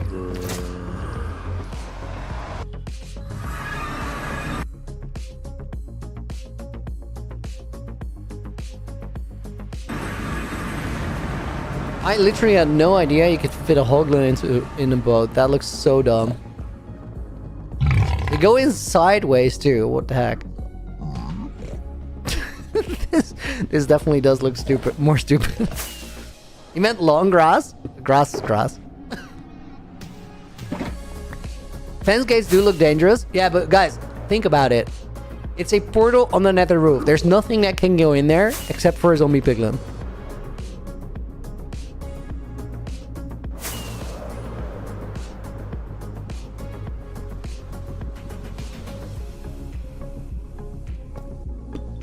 Looney, my most viewed video has more views than your full 4-year-old videos. Dude, nice, congrats.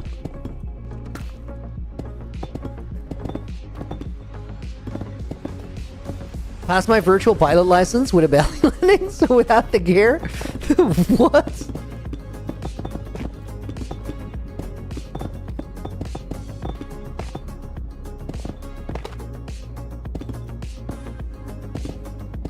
Samarth, why are you not banned here? Because you're banned everywhere else. I think you've just been slightly more well behaved here.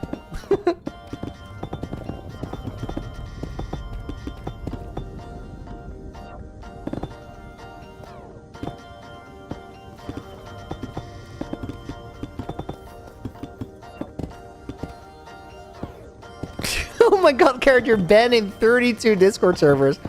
What the heck do you guys do? Why do you get banned everywhere? And also, like, 32 is a lot of opportunities to learn something and not get banned in the next one, but...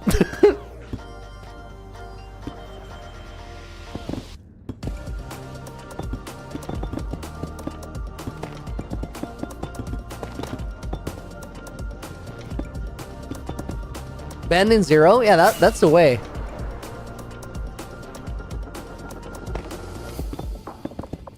not hard to not get banned.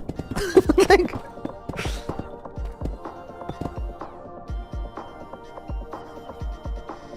Yo, guys. This is a mistake in the schematic.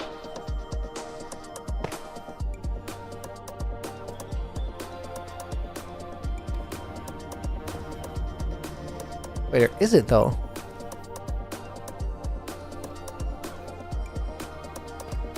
I think it is. Why? Because those have been placed with a command. And I've flown over to verify. I didn't see like a bunch of numbers there.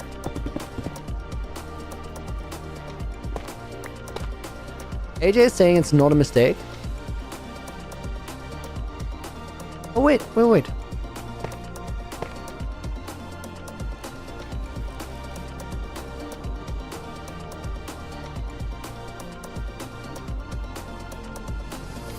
Oh, these are full blocks. It's actually not a mistake. I was so confused there. The rest were whole blocks, and I thought they were slabs. That's what tripped me up.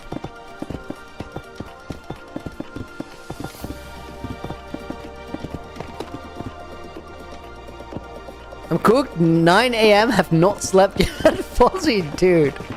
9 a.m. is like... Oof. 9 a.m. is when it really starts to hurt, you know? Like, saying you're cooked is not even misplaced. You're actually cooked.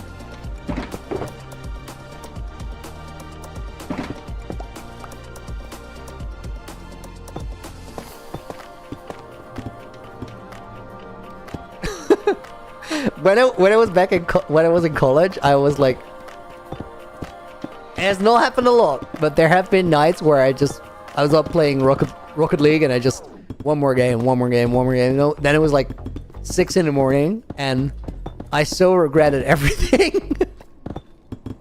It's miserable. Whenever I did that, I would like go to bed and set an alarm at like 11, and then like it's a short night, but you put that on yourself. Not setting the alarm is gonna mess you up way worse. I'm actually dumb.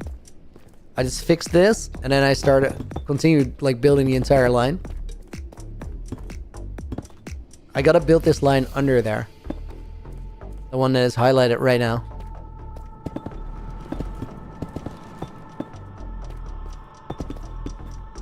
Not any progress update. So we're gonna put a number on it by the end of the stream. But like, there's some shape of terrain here. You can see that it's like, in the grand scheme of things, it's not a lot just yet. But I think that makes sense. It's definitely progress.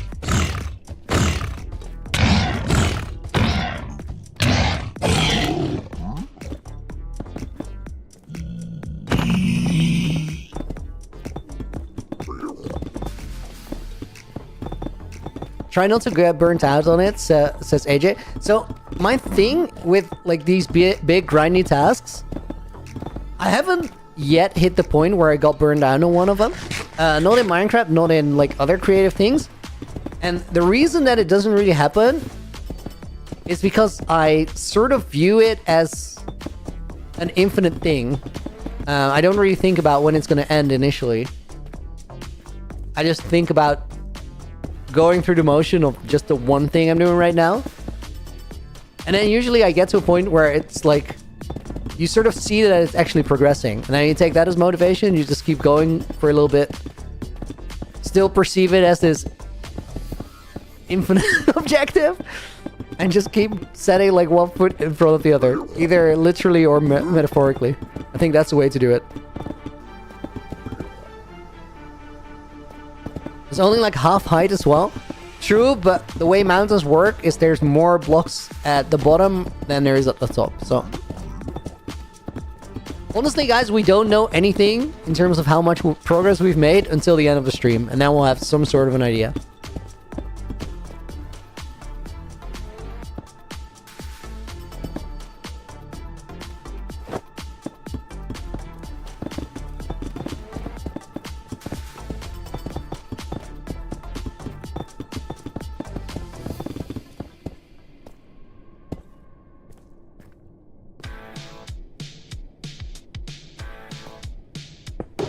Okay, more slabs and more actual blocks.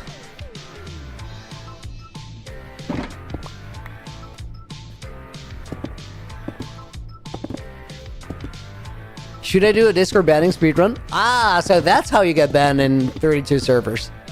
That actually explains a lot. I can see how that would work. I would say no. It's not really my thing, but you do you.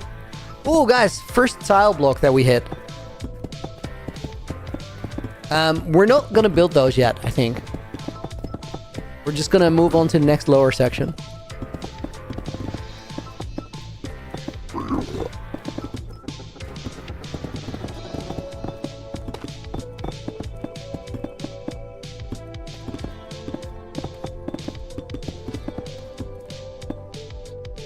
Blocks per second is good. Keep on grinding for... Dude, what a metric. Blocks per second. We should just measure it as BPS. Just abbreviate it to make it even quicker.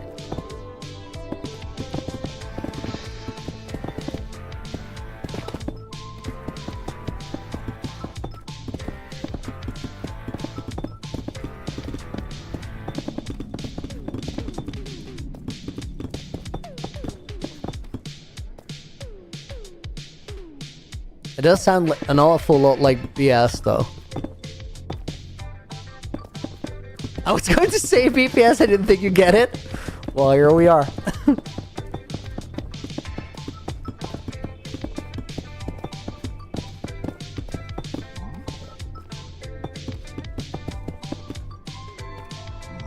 Wait. We gotta stop here. Because we had that first bit of tiles there.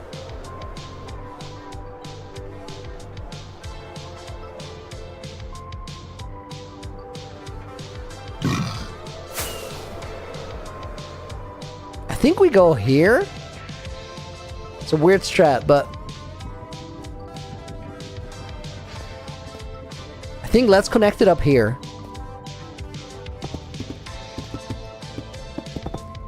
And then we're actually gonna save like the pale moss bits for later.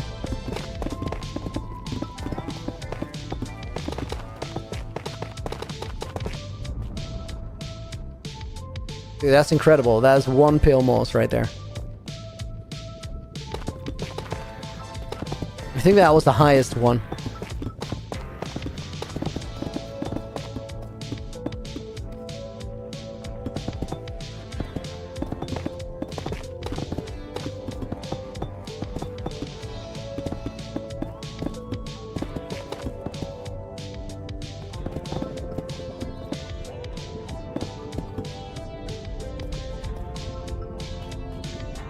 Okay, and then we go here and we make like, I think this line we're gonna make a really, really big section and just work off that. Floating mountains incorporated. This is the strat. Dang it. Wait, was that tiles? No, I'm just out of blocks. So the height where the tiles start, guys, it varies. Because it's not based off of the Y level, it's based off whether it's a peak or not.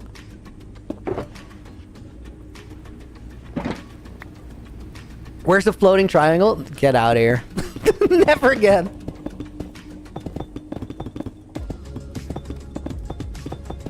Quick sip of water, guys.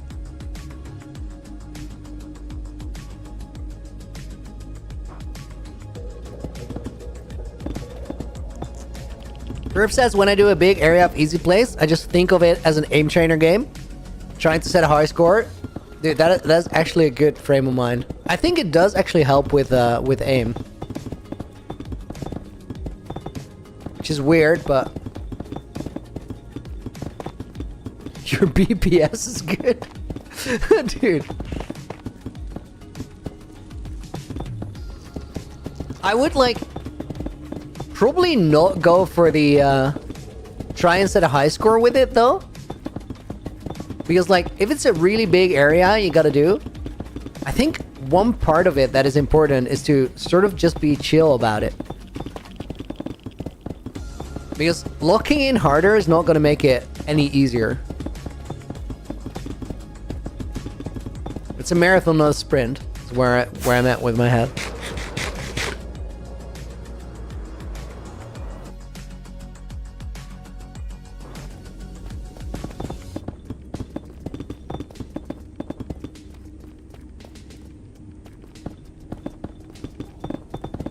Minecraft world isn't infinite.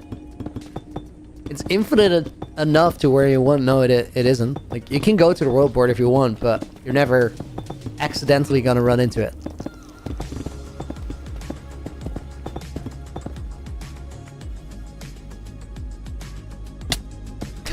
That was beautiful. Dude, I love doing that.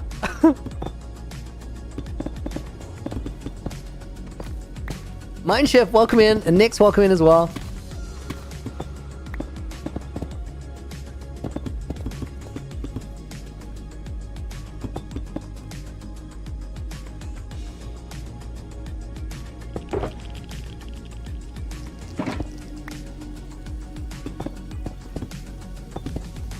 And Noon, welcome in as well. Lots of people coming in. Hey, guys. Yo, Zenolf, welcome in.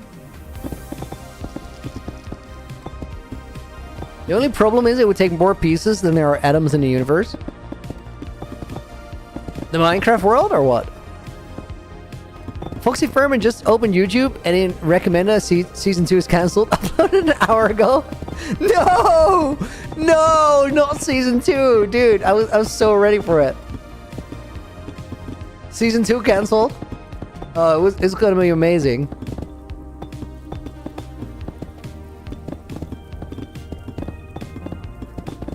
Oh, guys, I'm actually like that whole thing.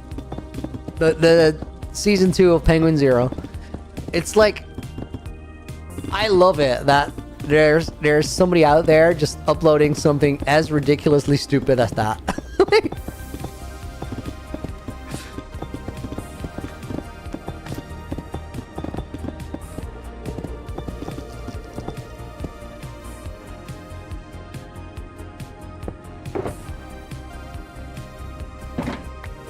I also completely get that there were all these people like down to produce it. It's just like, hey, let's do a stupid thing, okay? If somebody pitches that to me, the right person pitches it, I'm so down. If the pitch is just, we're gonna do a stupid thing, you wanna, yes.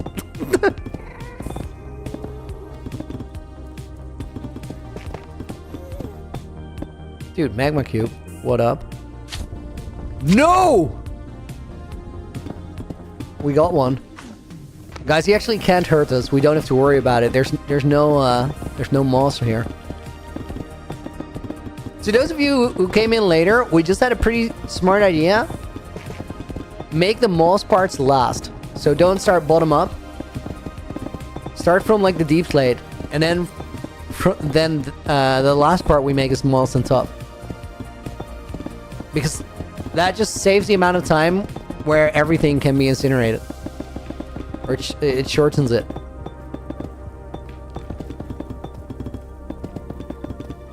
It's actually a smart play.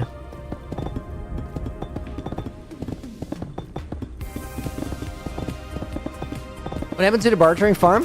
I thought that we were going to spend today getting the piglins while doing this. But then during stream, I decided that there's actually a better way, the inexo4 method, where you just optimize the spawning box and you sort of drop them into a farm area. That is like a good setup, guys. The setup is really cool. What you do to make the farm is you get an AFK spot for the player. Then under that AFK spot, 127 blocks under it, like it lines up the despawn sphere, and what it does is it will spawn hoglins because you do it in a crimson forest. However, the hoglins are scared of the warped fungus. There's warped fungus in the corners of the room, so they force the hoglins towards the middle. Then right there in the middle, what block's that? Just normal or deep slate slab. Right there in the middle, there's a small like dip in the room, and that dip is where all the hoglins are automatically gonna go. As soon as they step in, they're 129 blocks away, so they despawn. Which is that's mechanic one. Then the other one is in the corners of the room. Like the inside corners, the corners on that square where the hoglins sort of despawn. Those have soul torches on them. The soul torches, they scare the piglins. So what the piglins are going to do is they're going to run sort of along the edges of the actual thing. The box that you make. Then on one of those edges, there is a turtle egg. That turtle egg will lure the zombie piglin there. Now, zombie piglin also scare piglins. So the piglins are going to go to the opposite side. On that opposite side, there is a observer clock powering a dispenser. That dispenser is spamming pumpkins. Except it will only dispense it if there's something to dispense it on. So it's waiting for a mob to run past it. The only mob that will run there is a piglin, because the zombified piglins are going to go to the other side. The baby piglins, they aren't tall enough to actually get a pumpkin dispensed on their head. So they're going to run like under that thing, but they're going to run underneath it. So they're not actually going to get a pumpkin on there. And the pumpkin makes all the mob custom mobs, so they don't despawn. So whenever a piglin runs past there, they will get a pumpkin, and then they'll fall in the hole, like under the pumpkin dispenser, and that's where they go into the farm. So it filters out the hoglins to despawn, it filters out the baby piglins to despawn, because they eventually will go into a corner where they no longer exist. And then the piglins are filtered out, made into custom mobs, and it's such a simple thing. Like, the whole thing, if I have to build it up in the air with netherrack, it's like, I don't know, 2 stacks of items in total to make it. And it will give you like so many piglins to work with in like 10 minutes.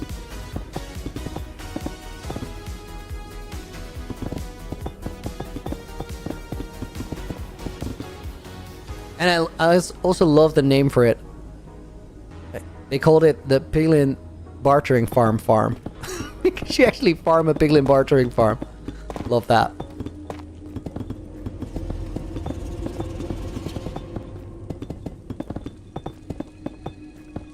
And you could use it for any bartering farm you want. Like, you can make a different bartering farm and just get the piglins that way.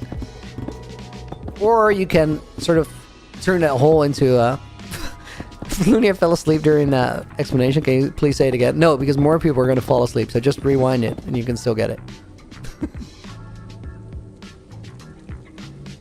Oh, I should have made that row under there. Let me actually do that, and then I'll end here.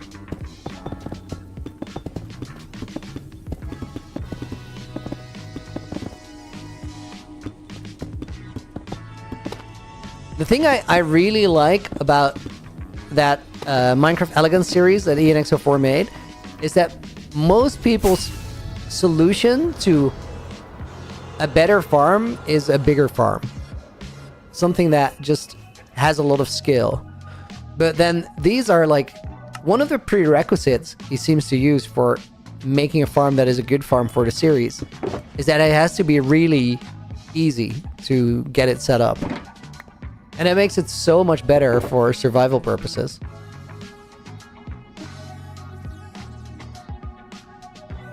And also, like, you learn a lot from it. There's so many mechanics that you pick up.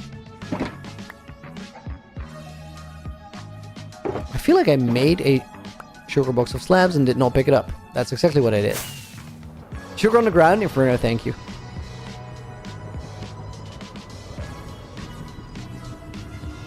Ian is the goat of starter farms. I agree, but it's like... So, I think calling them starter farms doesn't even give it enough credit. Because, like, a lot of those farms, they can last you indefinitely. Especially if you're playing single player. Like, if you're trying to supply, like, handle the wood supply for your entire SMP and there's like 60 builders on there, sure. I could imagine that you want to go a step bigger, but as long as it's single player, that you barely ever need to go bigger than that.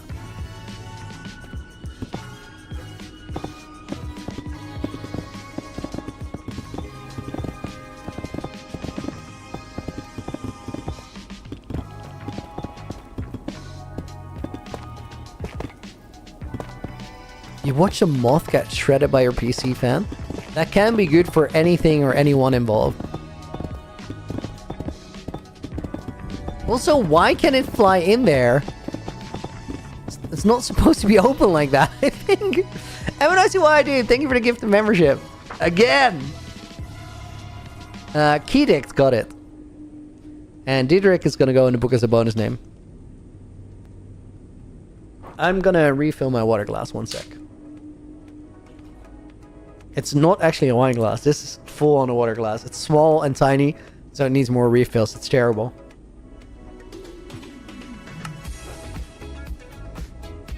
Actually terrible. I should get a bigger glass. As soon as I get a bigger glass, you guys call it a wine glass.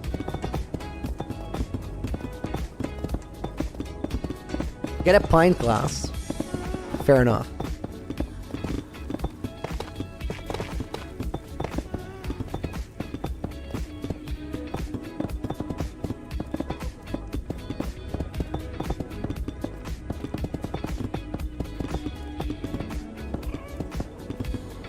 Don't have the shoe bottle anymore? Embassy? No, shuttle has been decommissioned.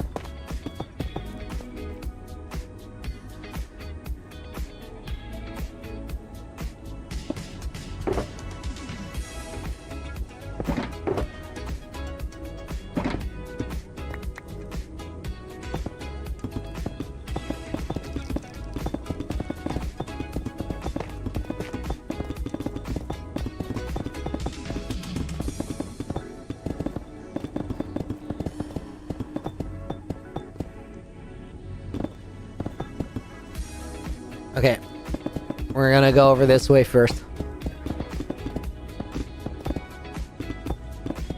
1 gallon water bottle for work. I don't know what a gallon is. A gallon is like an insane amount, right? Isn't a gallon a couple liters?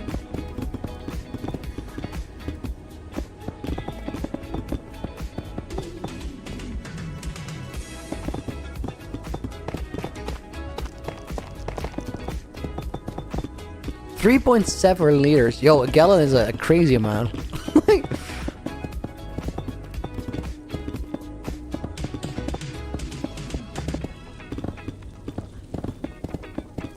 But Sarah, surely you have to fill a cup out of that, right? You don't just drink straight from the bottle. Like, that's heavy too.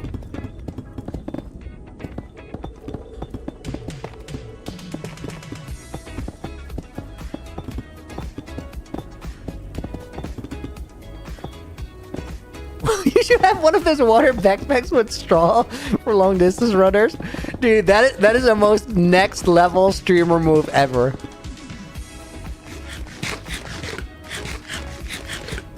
You drink with a straw right from the bottle. Okay, that's actually pretty practical.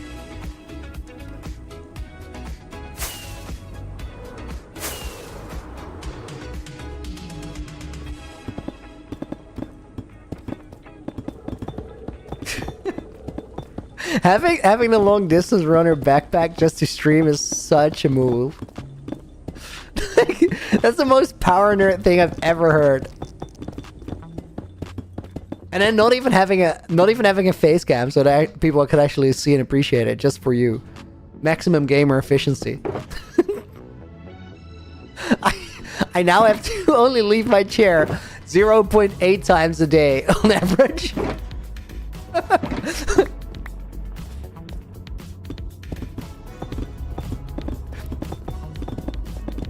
You just gel in there in the morning and you never get up. It's not okay.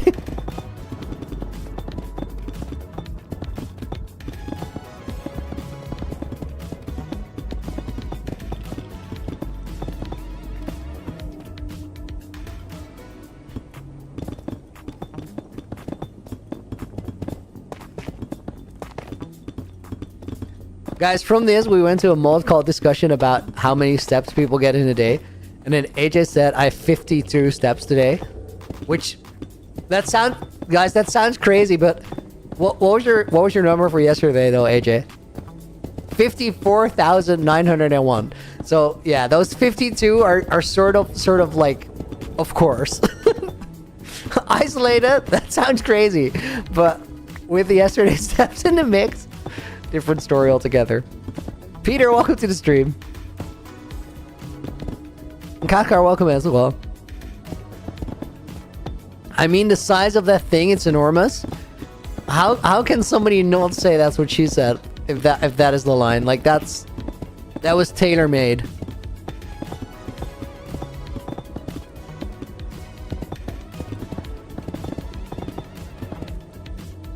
Carrot? Yes. How many Minecraft steps though, AJ? That's a good question.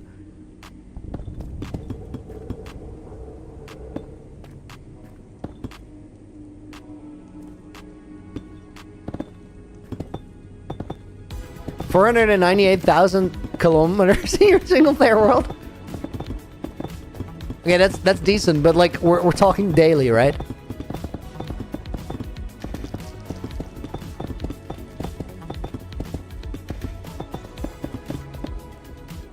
And then we also need your DPI on your mouse, because then we can calculate how many calories you burn with the wrist movements.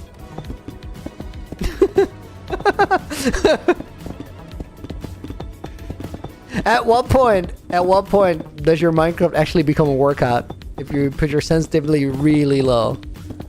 Like really low.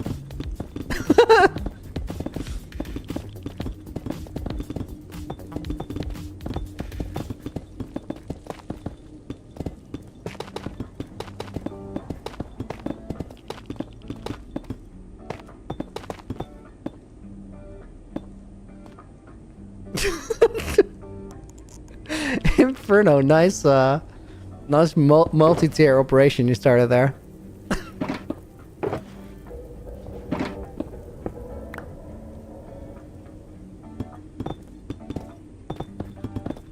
Keyboard click sensitivity, put it really low too, so you really gotta punch it.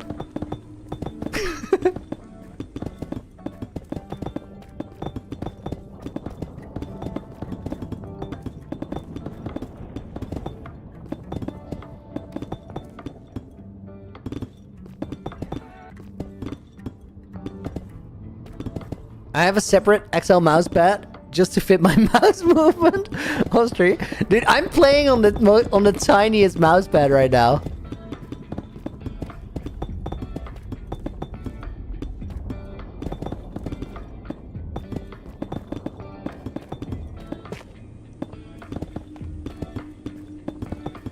Lance, welcome in, dude. Dropping a like by at work. Go get it.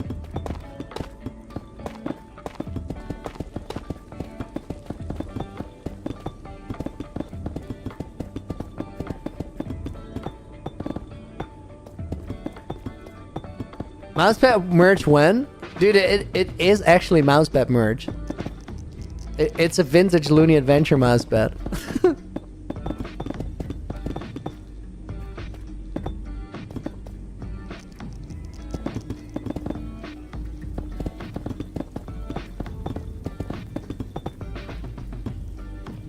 Fast sensitivity is ew, put it down to medium.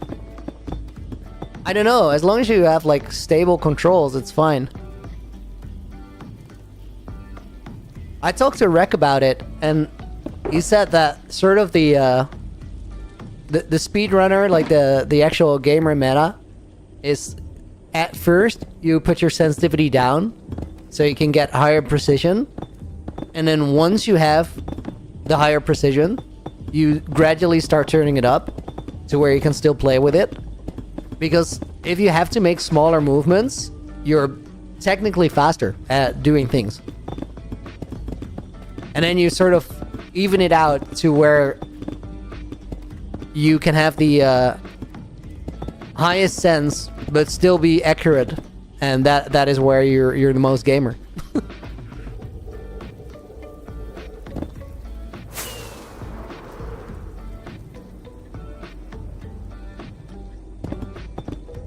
I literally have no idea about like numbers for what my DPI and my sense is.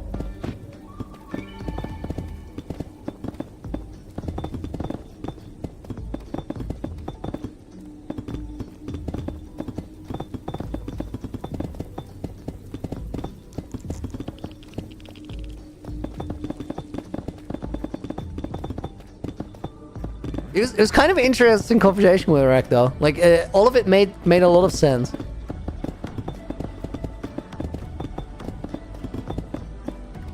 AJ just said, imagine talking to Rek in general is interesting no matter what the conversation is.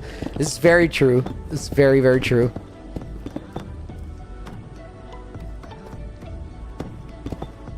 Man does not assume, he just thinks about things, and that's a great way to be. Hoggling behind? Nah, dude. Never. Well, sometimes, but not right now.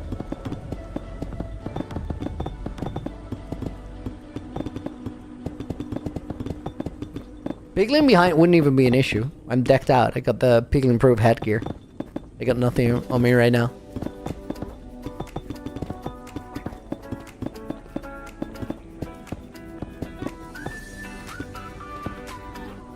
Guys, my post-traumatic Piglin disorder has been like...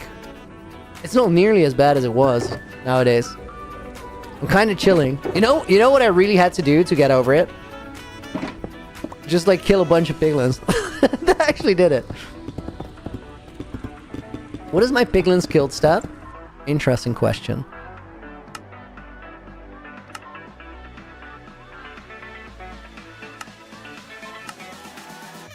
$358.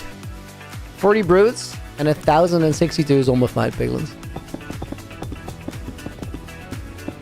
My KD is decent. That's not the problem, but it's like it's still painful, you know.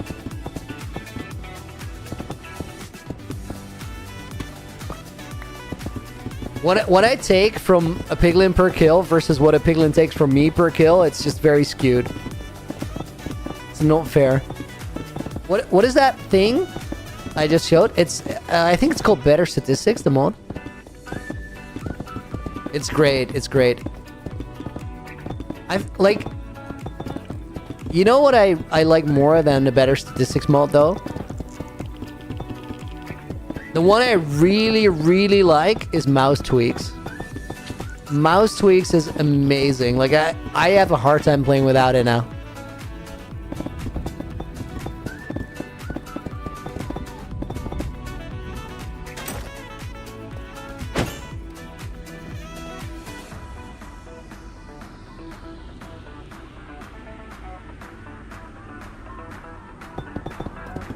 Also, Breeze Ball's resource pack's pretty good. Fresh animations.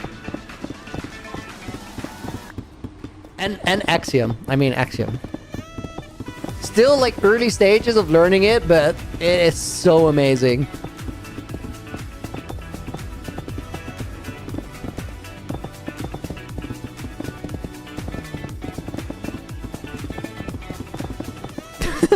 I got killed by a newborn because the piglin just spawned in.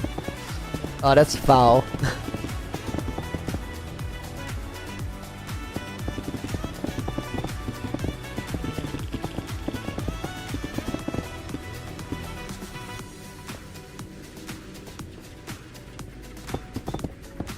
What is mouse tweaks? Go on Modern, check it out.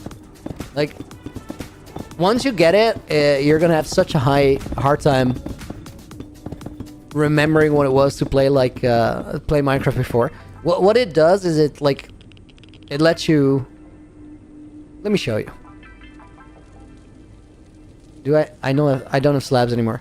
Okay, hang on, guys. It does a lot of things, it has a lot of functionality, but the one that is like really big is the way that it lets you handle your inventory so you can do this.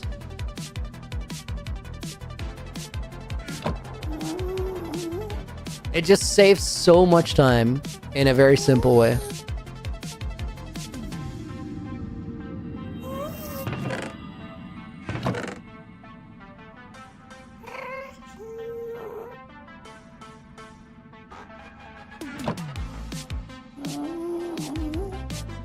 Okay, let's see. Empty, empty, empty.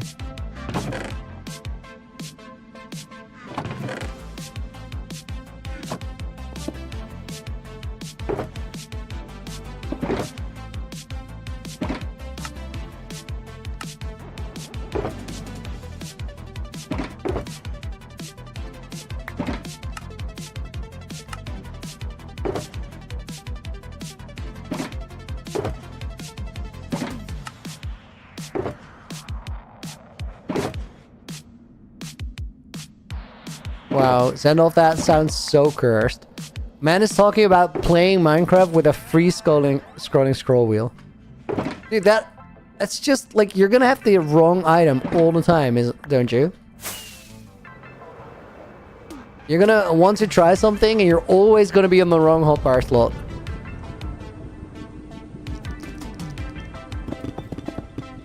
Guys, I'm legitimately so curious, like, what the number of blocks placed is. I think we're actually, I think we're kind of cooking. Should have screenshotted the stats. We wrote it down before. What's also in Excel? We have an Excel sheet for this. I'm gonna forget to update you on that, Zendolf. You're gonna have to remind me.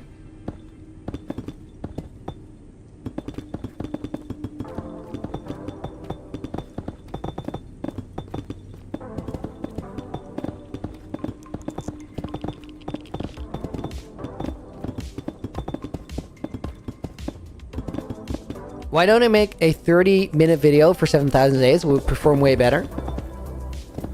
Arnim, I actually, I'm leaning towards making shorter videos. But I also don't think that I'll make a 7,000 day video. I think instead I'll make a combined Nether Hub video by the end of it.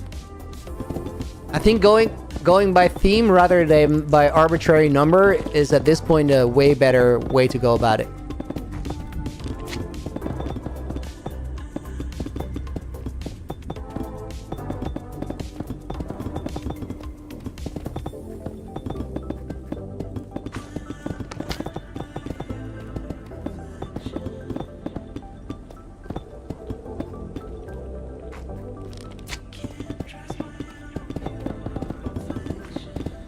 I'm just outrunning this magma cube there.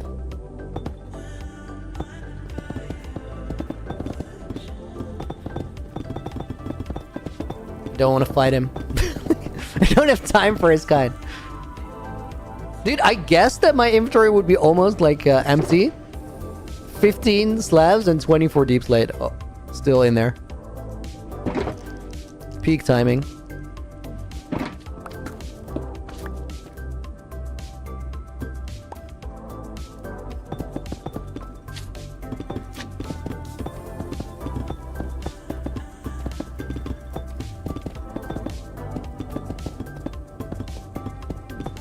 I feel like if I push myself, I could place a lot faster. Like, not like insane, but 10-15%, sure enough. I don't think I should, though. Marathon, not a sprint, that kind of thing.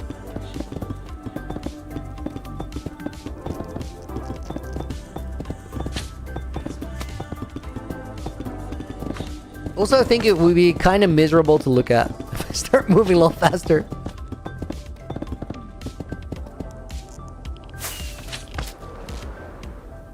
Although it's totally valid to not do that. Glenn, dude, thank you for another £5. The heck, dude. Eleni, can you wish my wife a happy 50th birthday, please? Add her in the book. Karen May? Absolutely. Yo, Karen, this is an awesome request. I hope you have a great birthday. Congratulations. And to many more beautiful years. Karen is going to go in the book first. Glenn is going to go in the book as well. And we're going to put Inferno in as a bonus name.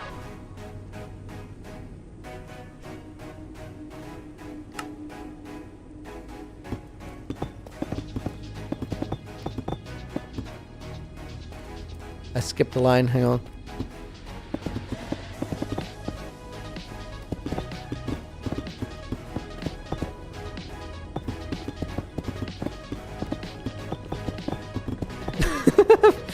Yeah, saying 50 almost as old as Looney. Dude, I'm way older.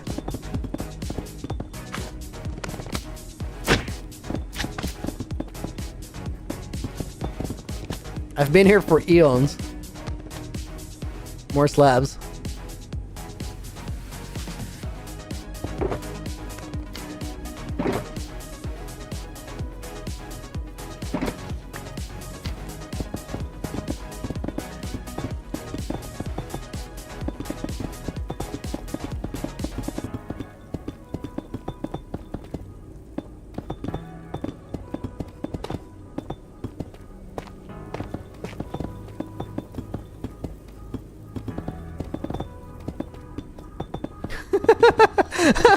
Wow, mod call just went on a tangent about like if you live for 500 years, would you get bored? And AJ just said, no, I think it'd be fine. I can definitely entertain myself for like 2 centuries with Minecraft alone. Dude, that is such a crazy statement to make though. Like, against what do you measure this? Why, like, how does that work?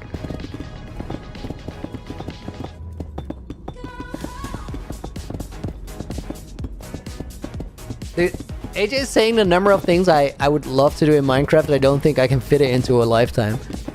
Crazy statements. I'm not saying it's not true. Like, I can see where you're coming from. But it's a crazy claim, though. It's still a crazy claim. You're down, dude. Thank you for another $2 dono. Daily sponsorship. Appreciate it. Appreciate it. Appreciate it.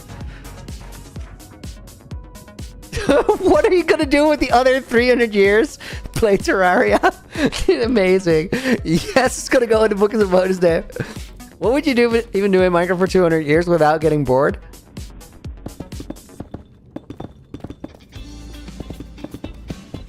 Dude, I don't know. I don't know. Like, it's a very interesting question. The thing that cracks me up here is the confidence with which AJ immediately answers. That seems outrageous. But like, if all of a sudden time is not a constraint anymore, you can do some interesting things.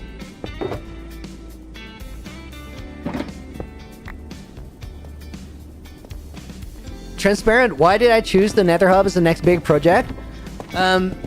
Simply because the world was ready for it.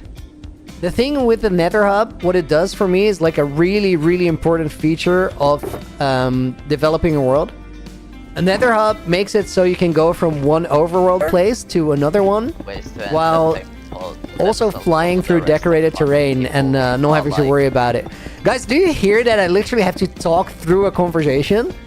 Yeah, that like sounded I just put fire on the stream for a little bit, but this is what I deal with. No, you're off already, Fire. I just put it on there just to show everybody.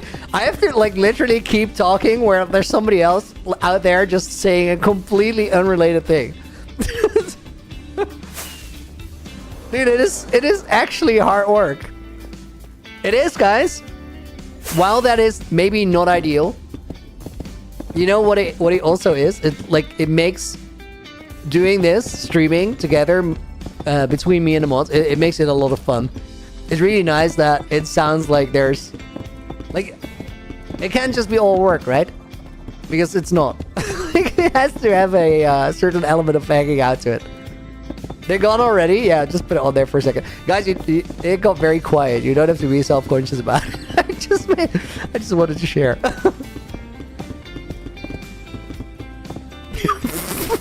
Fire immediately switched back on. That was amazing. He started with, oh, anyway. Beautiful.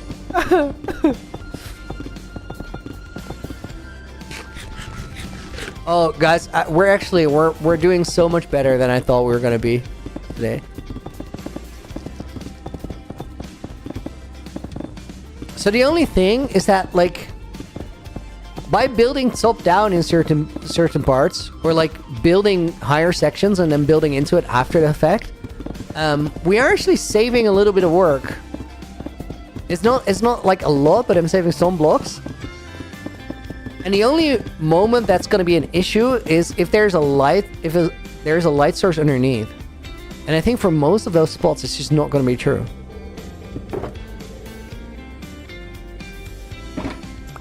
You know, guys, what a big downside is of having like the mod call full Yapatron mode.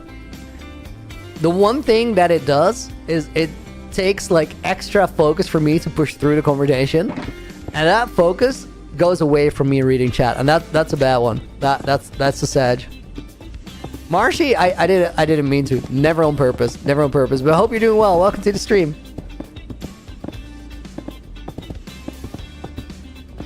What if mod packs get added quicker than you can beat it?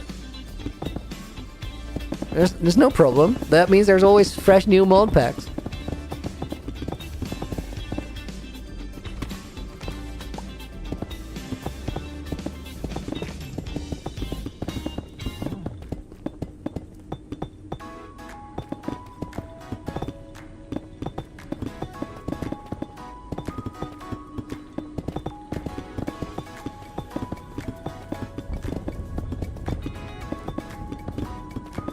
Guys, it's a very interesting conversation because the conversation that the mod call, like, that the thing that's going on is tailor-made, right? It's about, like, could you entertain yourself for 100 years plus playing this game or that game or just doing these things? Do you guys, like, in chat, do you feel like you're always gonna like gaming forever? You're never gonna get tired of it? Because I want to say maybe yes, but I can't be 100% certain. No, for sure. But hey, yeah, I do like. There's a lot of freedom in it, right? Just playing games in itself is a creative endeavor. Like, you don't even have to make something to have it be creative. Do you know what one of the most fun things is I've ever done in a video game? And it was like a stupid thing. When I was in college, there was a period in time of a couple months where me and my friends sometimes, we would just like, around midnight, we would sit in one of our rooms and start up the PS4. Just launch, was it a PS4? Yeah, it was a PS4. Just launch GTA 5 and go to Franklin's mansion that he has in the later part of the game. We had a pimped out bike in the garage, and we just drive it off into the mountains and start pulling backflips until you died from a crash on impact, which happened in a few minutes. And then you'd pass the controller to the next person. And we just kept passing it for hours, just yapping about everything and doing backflips all night. And there have been multiple days where we kept doing this until the sun came up, real life. And we had so much fun. It was so stupid. Like, for the longest time, nothing much would happen, and then somebody would have an incredible run.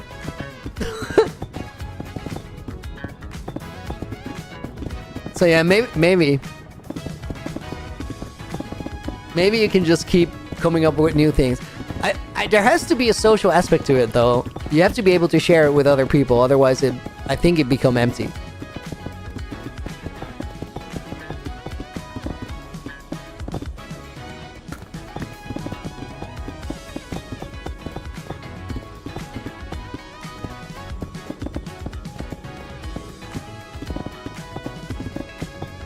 GTA is one of the best games that I've played besides Minecraft. Minecraft on top for sure. Marcy, I agree. GTA was a really good game, but I like Minecraft a lot more. You know what I also really enjoyed playing? Witcher 3. I had a good time with that. I really like just the atmosphere of it all. I was so into like the Gwen storyline, just going out, getting the cards, and getting a better deck.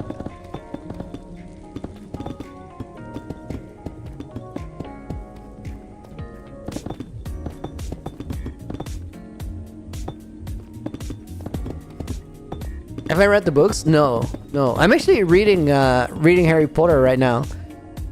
I mentioned it earlier in the week, guys, but like, as a kid, I got stuck in Harry Potter books. The first scene of book 4, they're in this mansion, and like old guy caretaker of that mansion, he just gets brutally murdered, and I got stuck. I got stuck on that scene as a kid. I couldn't play the game beyond that point. It was not a game, right? It was a book, but I couldn't play it. It was too scary. It's too difficult. I couldn't pass that level. So I kind of just bailed out. And then this past week, I finally made it past. Because I never actually went ahead and read the books after. But so I'm now way stronger than I was when I was like 7 years old, I think. Which is good to know.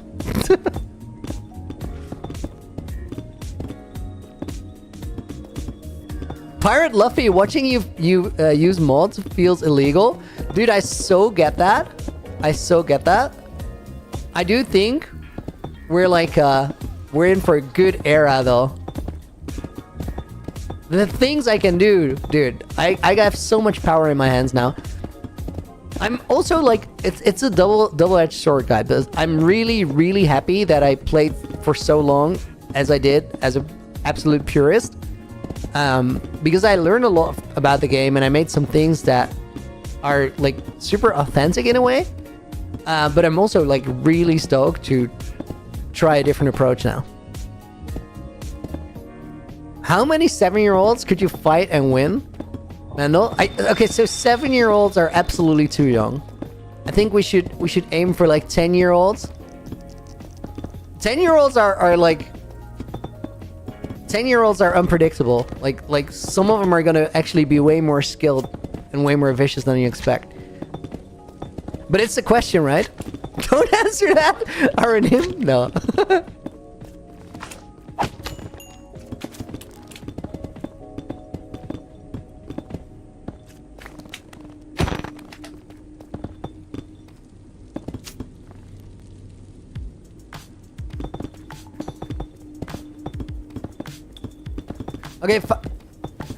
Okay, guys, we're going into the hypothetical because Firestar has an opinion, and I just do not agree.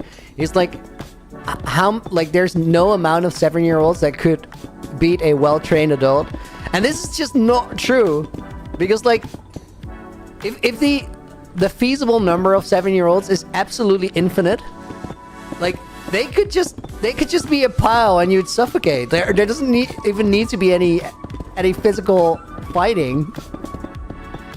It's a matter of coordination. It's about how well do they interact with one another. Is it a unified blob, or is it just like if they wander off in random directions, that doesn't even constitute a fight? So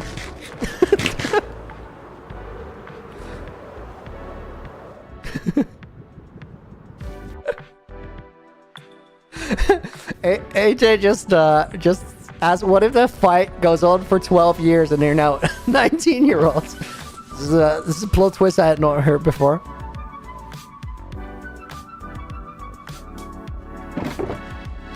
Okay, guys, I actually gotta reorganize because I have multiple empty-ish shulkers right now.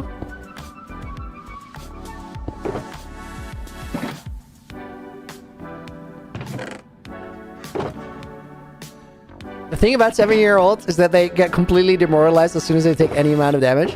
So they're like a Pokemon that is too high of a level and you don't have the badge to like make it operate. Yeah, that sucks.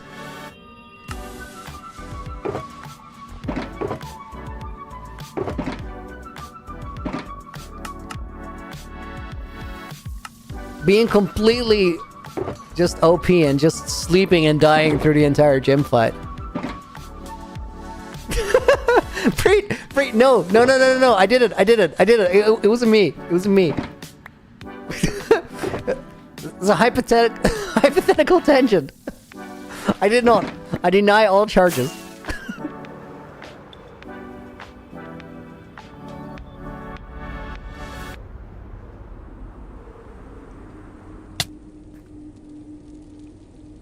Quick sip of water.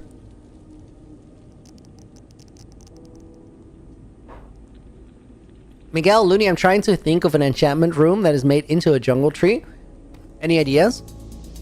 Just make the tree space, like the hollow of the tree, big enough, but not like enormous. So maybe start with the enchanting room. Just figure out like how big it needs to be for you to be able to actually enchant and walk around. And then build the tree from around that space. I can take 7, just test it. Okay.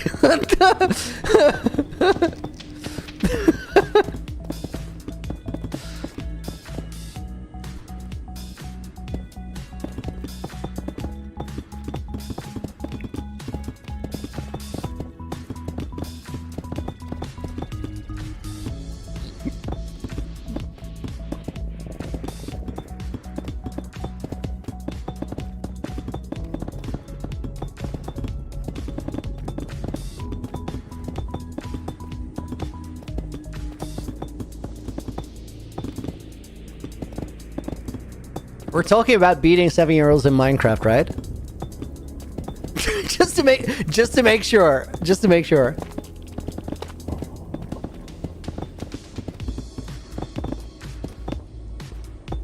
Because otherwise I want to backpedal.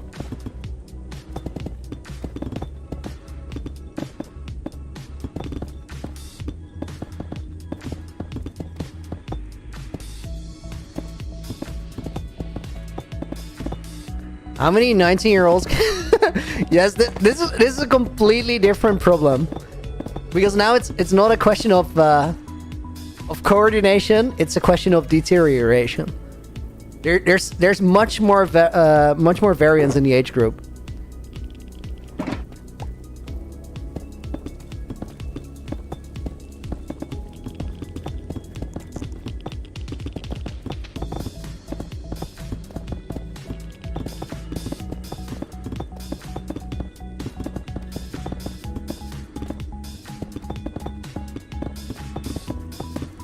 Dude, there's people who are actually like super old, like ancient, like legitimately ancient, who are remarkably fit, and they can do incredible things.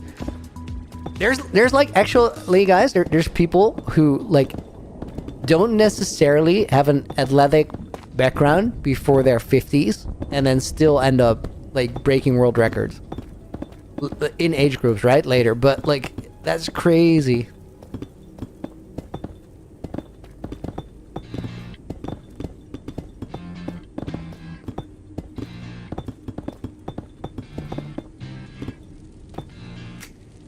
Marshy Tales, any tips for anyone wanting to start on a hardcore world? Okay, so first one is just assume that you will die, and it's fine. Like, don't expect to start your first hardcore world and live in it. If it happens, awesome. But dying is part of a journey, and it's not a bad thing. Whenever you do die, try to analyze what you could have done to prevent it. And usually the answer is way before the actual moment of death. So for example, you die to fall damage.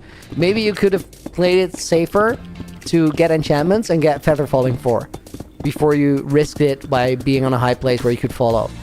Or if you die to fire damage when going into Nether, maybe fire resist on the armor or trading for a fire res potion with piglins. So try to analyze the mistakes, because they are the answer to how you survive longer. Key ingredient, get a shield early on, because that one really helps against creepers and skeletons.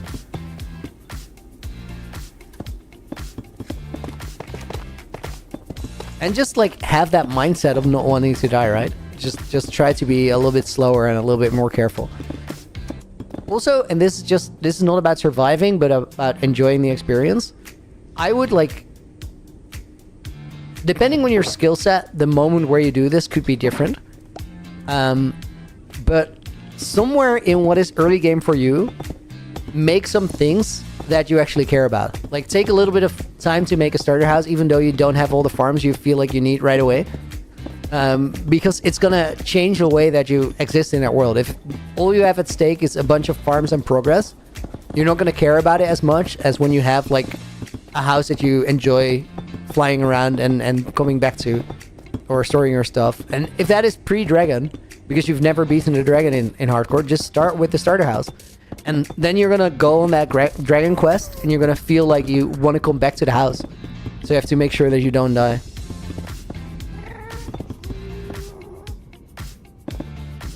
And don't AFK at an Enderman farm and die from starvation. Lost 2 hardcore world like this. Oh my god. Svi, how did that happen? What are you AFKing at an Enderman farm for anyways?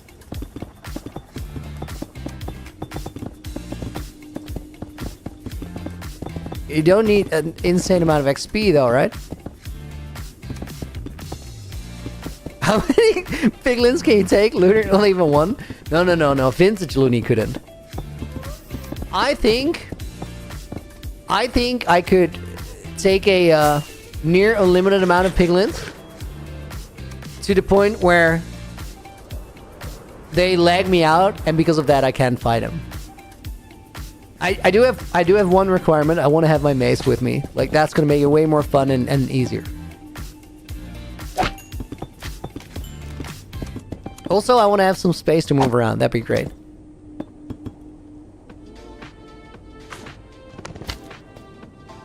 Firestar, why are you calling into the voice chat out of a tin can? Could you explain that, please?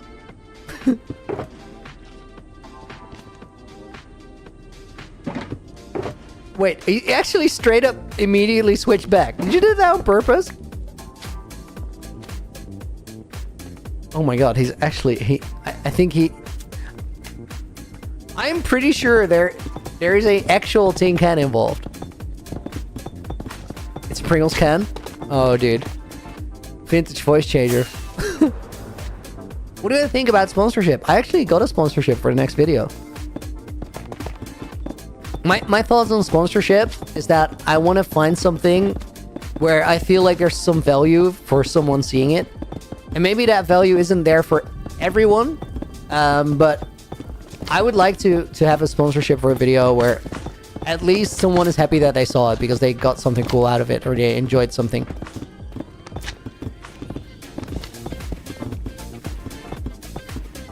Perfect example is the Manscaped sponsorship, which is entertaining. And either you want what they sell or you don't. You know what I've said no to like a lot? Mobile game sponsorships. I got offered so many of them and I didn't take even one. Like, I don't want people wasting their time on this. This sucks. Marcy, didn't I lose my last world to a piglin? I did.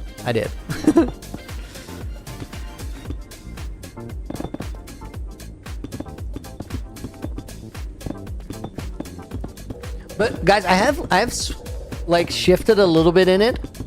Over the past year, I've been taking the business side of what I do a fair bit more serious. And I think in the long run, it's gonna help me to make more and better content for a longer time. So you gotta balance things out, I guess.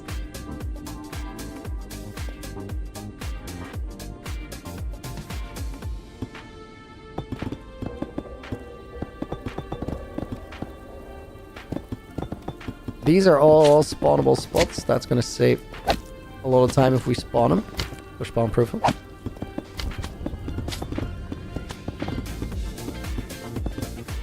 Kogana, how long do I think this will take? So, I wanna try and complete it in 3 weeks. I think it's possible looking at it now, but I gotta say, like, in those 3 weeks, there is a 4-day vacation. So, let's say 25 days from now. That'd be amazing if we can do that. Now that I say it as 25 weeks, it sounds somewhat impossible.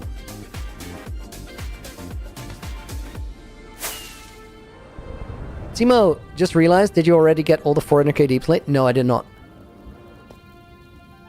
I don't know exactly how much I got. I got a lot of it. Well, a lot being like, I don't know, 70 shulker boxes, maybe 80. Out of the 290-ish, I think, we need in total. I switched a little bit of the design around, so it's a bit more deep slate than it used to be, and way less tough. Because tough was way harder to get. Dang it, I need slabs. Fire. This is unacceptable behavior, dude. This was... No, I did not ask for the tough wordplay joke, no.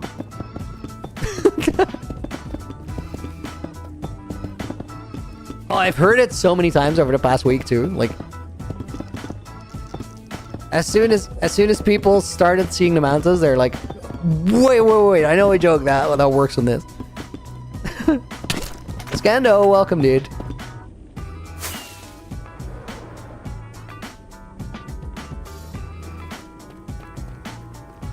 Oh my god. Yo. Guys, today is crazy. Today is actually crazy. We were 80 minutes into the stream when it felt like 20. And now I realize that it's almost 3 hours. It doesn't feel like half of that. What the heck? I do get like super in the zone doing tasks like this, which is kind of nice. Dude, I've been yapping the entire time too. It's yappening. We're doing it.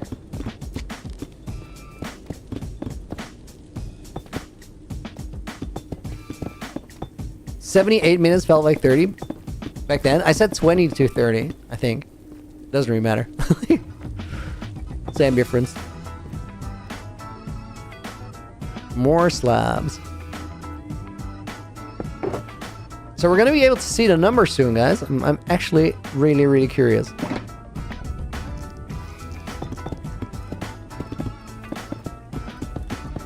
Okay, guys, we're not gonna be able to keep track of all your numbers, but take the next few minutes for you guys to figure out a number for yourself. You can put it in chat. Absolutely, put it in chat. Like, we're not gonna do the accounting and say, okay, you won, but see at how much progress we or look at how much progress we made, and then try and figure out how many blocks we placed this stream. When we started, it was 71,586 in the schematic, and we're gonna check it in like 5 minutes from now.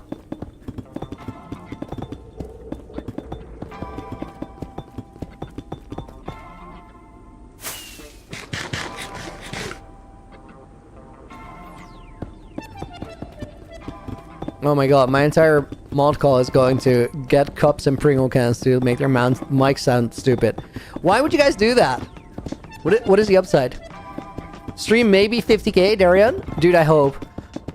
Call me Craze is 138. That is a never, but I would love it. Okay, guys, so if it's 50, ooh, we're up to the tile level here. If it's 50k, we need to do 20 times that. Like, that would make the 25 days very, very doable.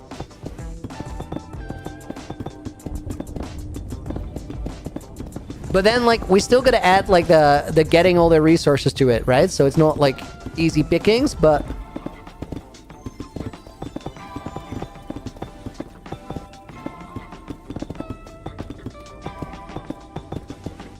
In 8 hours, I played 30k basalt in the cave. Yeah, but I didn't have easy plays back then. It's a completely different thing.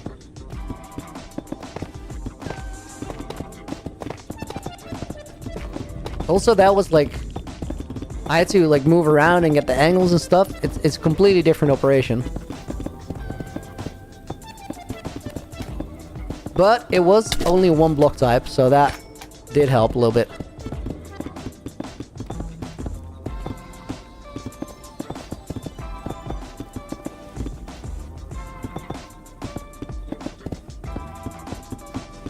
Okay, wait, I actually gotta stop here.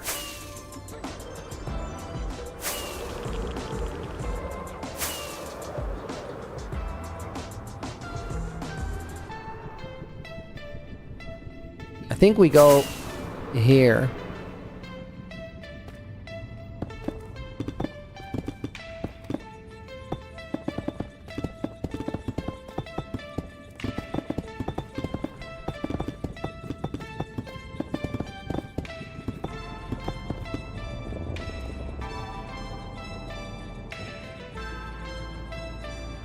I'm so curious how much gold farm output we're gonna get through this. I don't actually think it's gonna be all that crazy.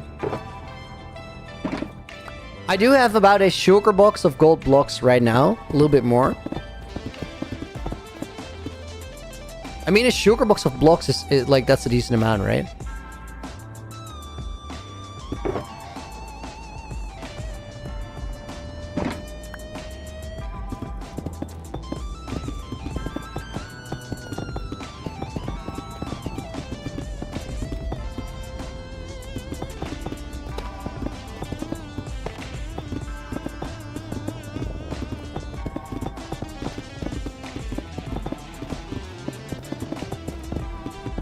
The placing is like, it's so much faster than the basalt that we did.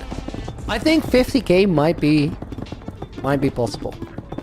I think like early on I called 30, and that might actually be a decent guess too. Well, I don't have a face cam. Argon Preet, I used it for a while, but I also like, I've streamed a lot in the past without a face cam. And my face cam was a bit bugged out, so I was like, you know what? Maybe we just do it without face cam, and it's been really nice and chill. So we're just it works well.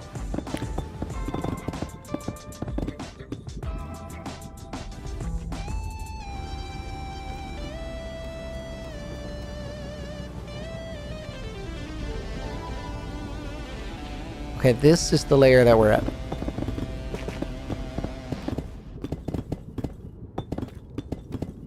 See you, Nina. Thanks for the help. Okay, guys, I think we do this little bit, and then we check the numbers. Because we still gotta actually calculate it.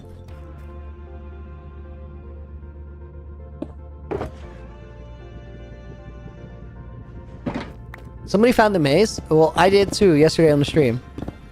So it's been found. So, while that is good news, we already had the good news.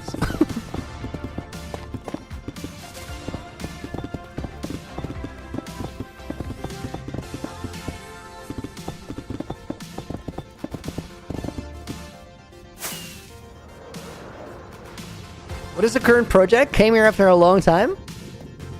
We're working on the Nether hub terrain. I'm actually gonna count the number of blocks that we placed today, and then I'll show you what it is in the creative copy of the world.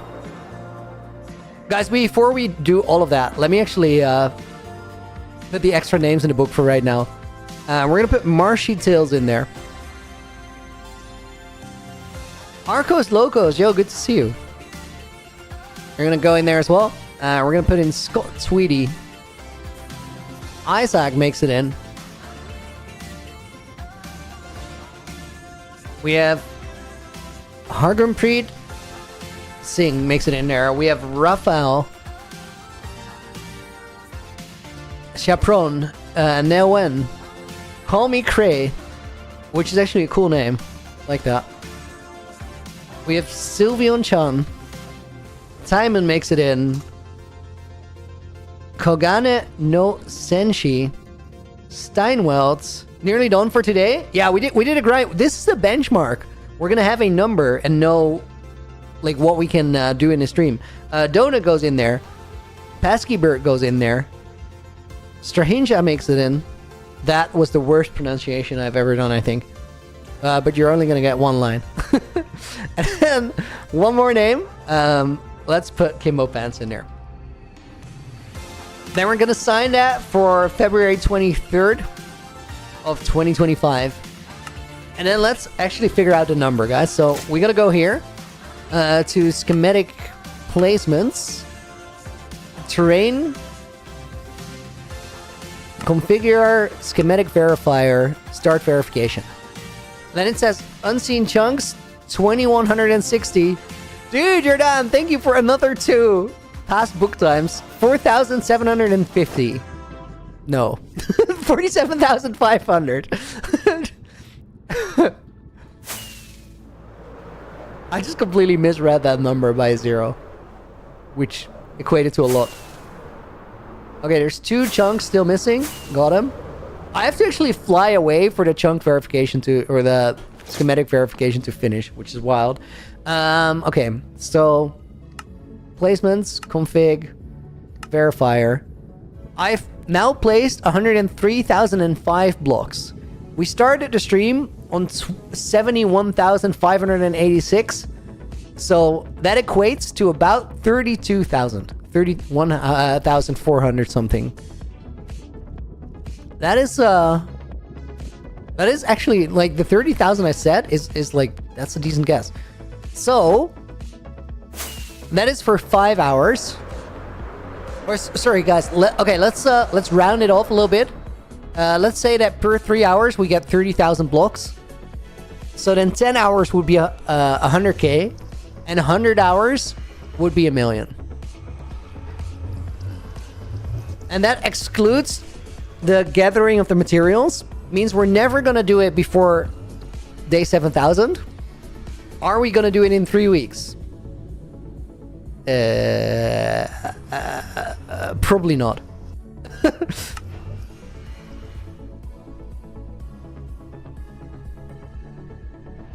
Fire, you did the thing again.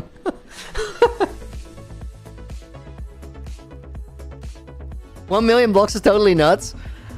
Then we gotta do it, dude. We gotta do it. Okay, guys, let me actually load the Nether Hub design world for those of you who just got here and asked, like, what are we building? This is the creative copy of what the terrain looks like. After we built the terrain, we actually gotta build the Nether hub into it, because like this is the foundation for it. And the purple that was suggested in stream chat 2 days ago is amazing, especially in the shaders. It just looks absolutely nuts. So this is the foundation of what we're building.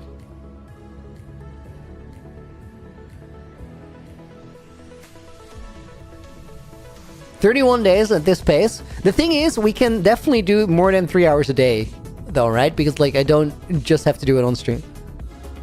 So yeah, guys, that will be all for today. Thank you so much for hanging out. I had a great weekend. If you guys didn't know already, the Revoluni is in full flow. I had a notification in my YouTube studio that said over the past 2 weeks, views are up by 93% because I uploaded more videos and got more views per video. Revoluni is happening. You guys are making it happen. If you drop a Revoluni comment on the stream, I will give it a heart. And if I don't, you guys go in the book. For right now, thank you for hanging out. Have a great rest of your Sunday. And I'll see you guys on Wednesday. Until then, see you later. And Looney out.